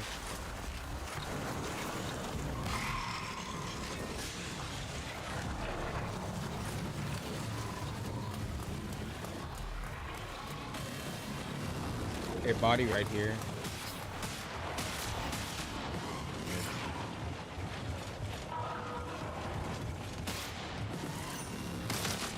Oh fuck.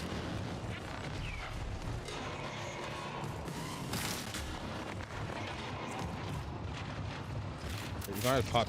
Don't pop this. A rival crew has escaped with the anomalous sample.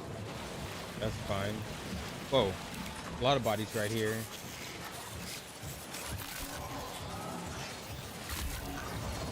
Already got cores. That. We can take that, I guess.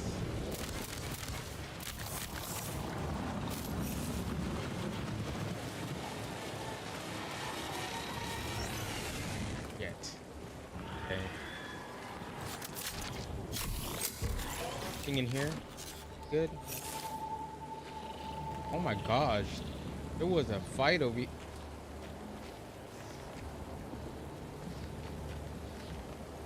I don't trust that bag.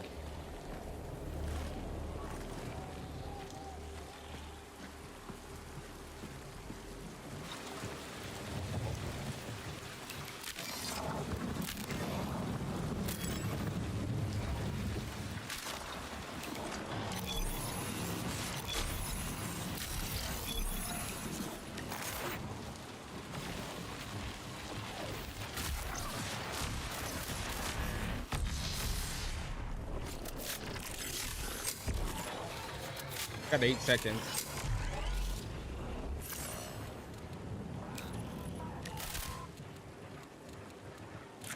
We got a lot more room now. Okay. See what this last person has. Is that another chest?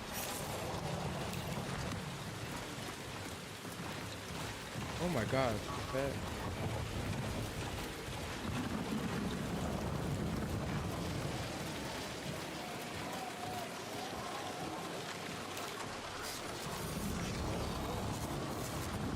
I do need that. Yet.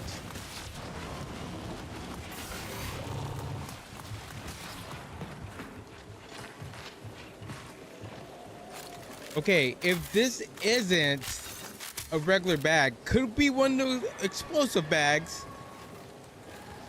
Should we check it?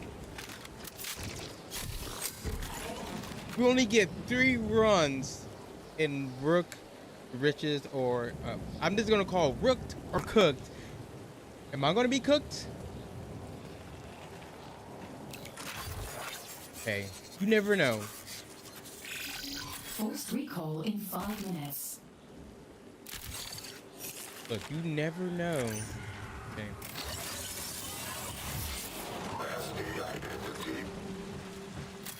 I do need that.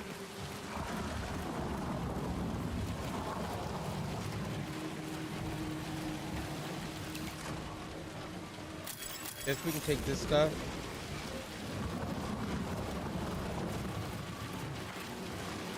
I feel like this goes away so quickly.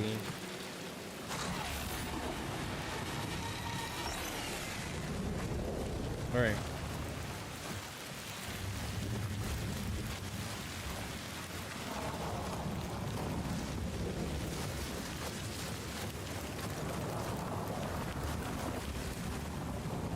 I really don't know what spawns over here.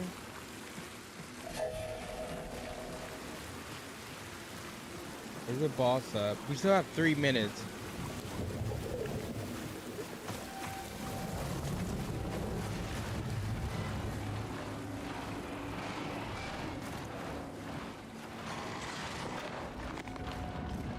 In here. Like that.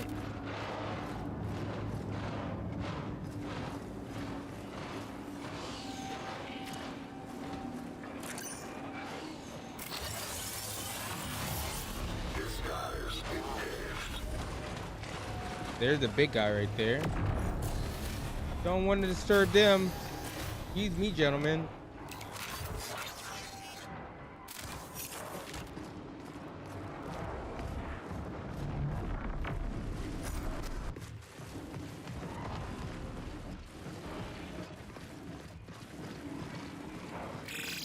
This is your 3-minute warning. Exfil awaits.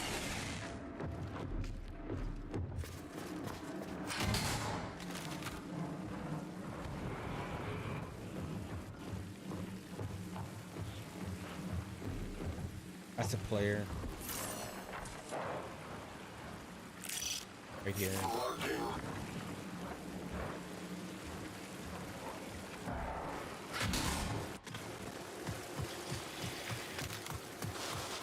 Pretty sure that was a player.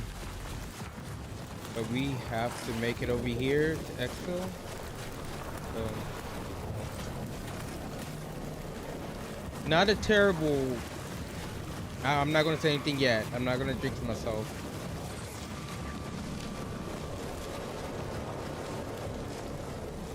I'm not gonna jinx myself. As soon as I say something, this raid can turn left real quick.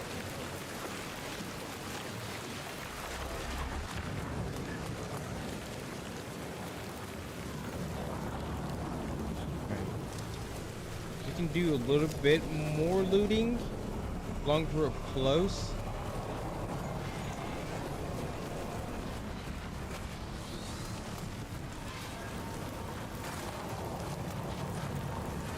No, we don't want to have to run too far. That's the thing. I'm gonna pop this. Okay, that's claymores. A lot of AI around here.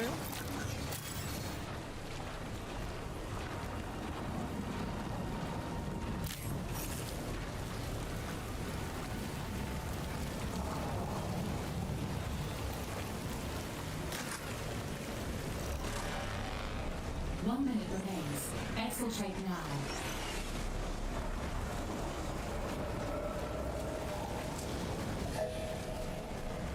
Same spot. Let's try to get into our safe place.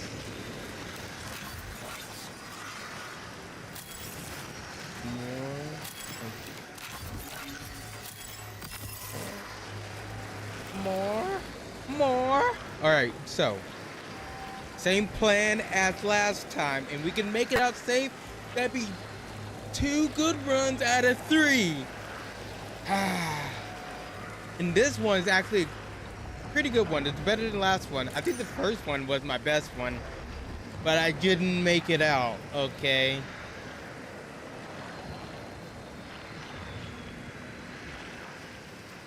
You have to make these runs count, baby.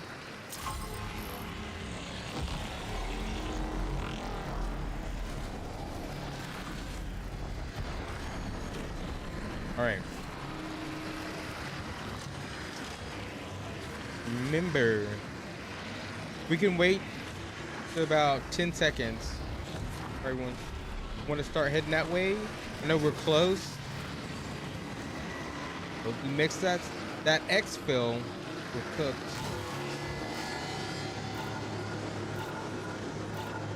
A little too early.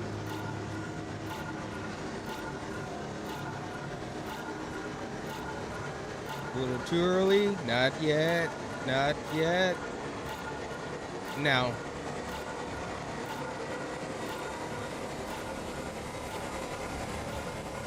And we should be safe. We should.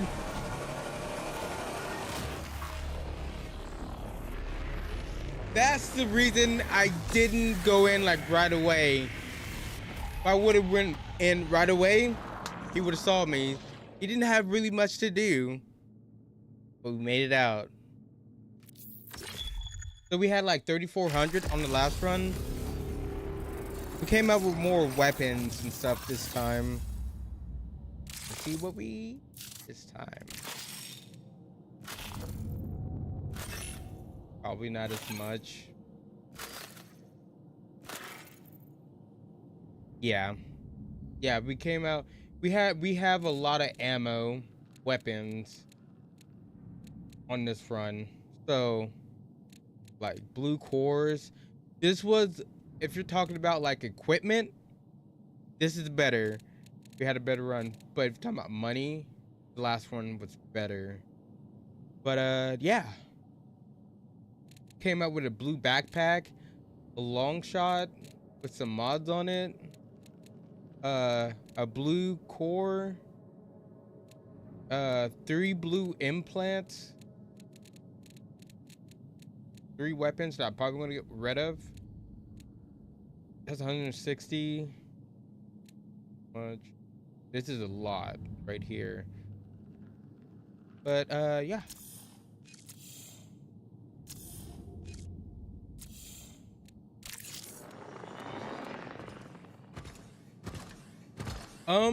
Yeah, that's pretty much it. Let me know what you want me to call this. I don't want to kind of rip off Astrocross, even though I was thinking of the name before he even said it on stream.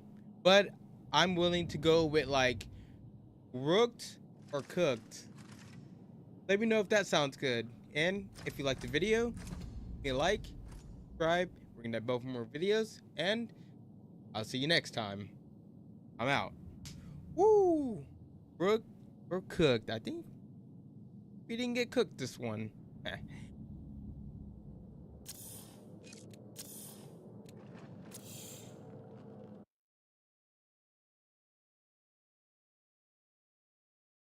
All right, ladies and gentlemen.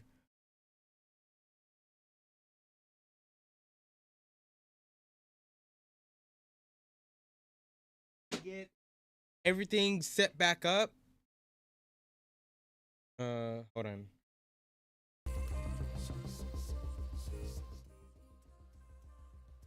We're gonna try to get everything set back like on our regular schedule again.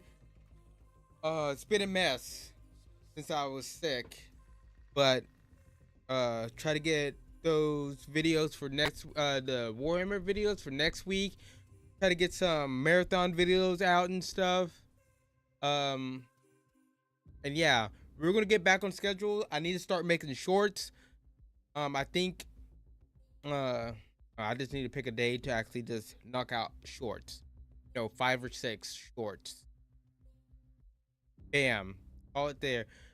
But I appreciate everyone coming by. You all are amazing. I appreciate it so much. You don't even know. If you came by, clicked on the live stream on YouTube, Twitch, doesn't matter. I appreciate it so much. I like to say amazing again.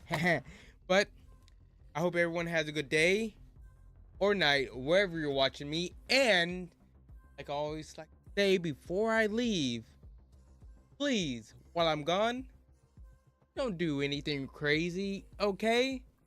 And I'll see you next time. Peace. I'm out, baby.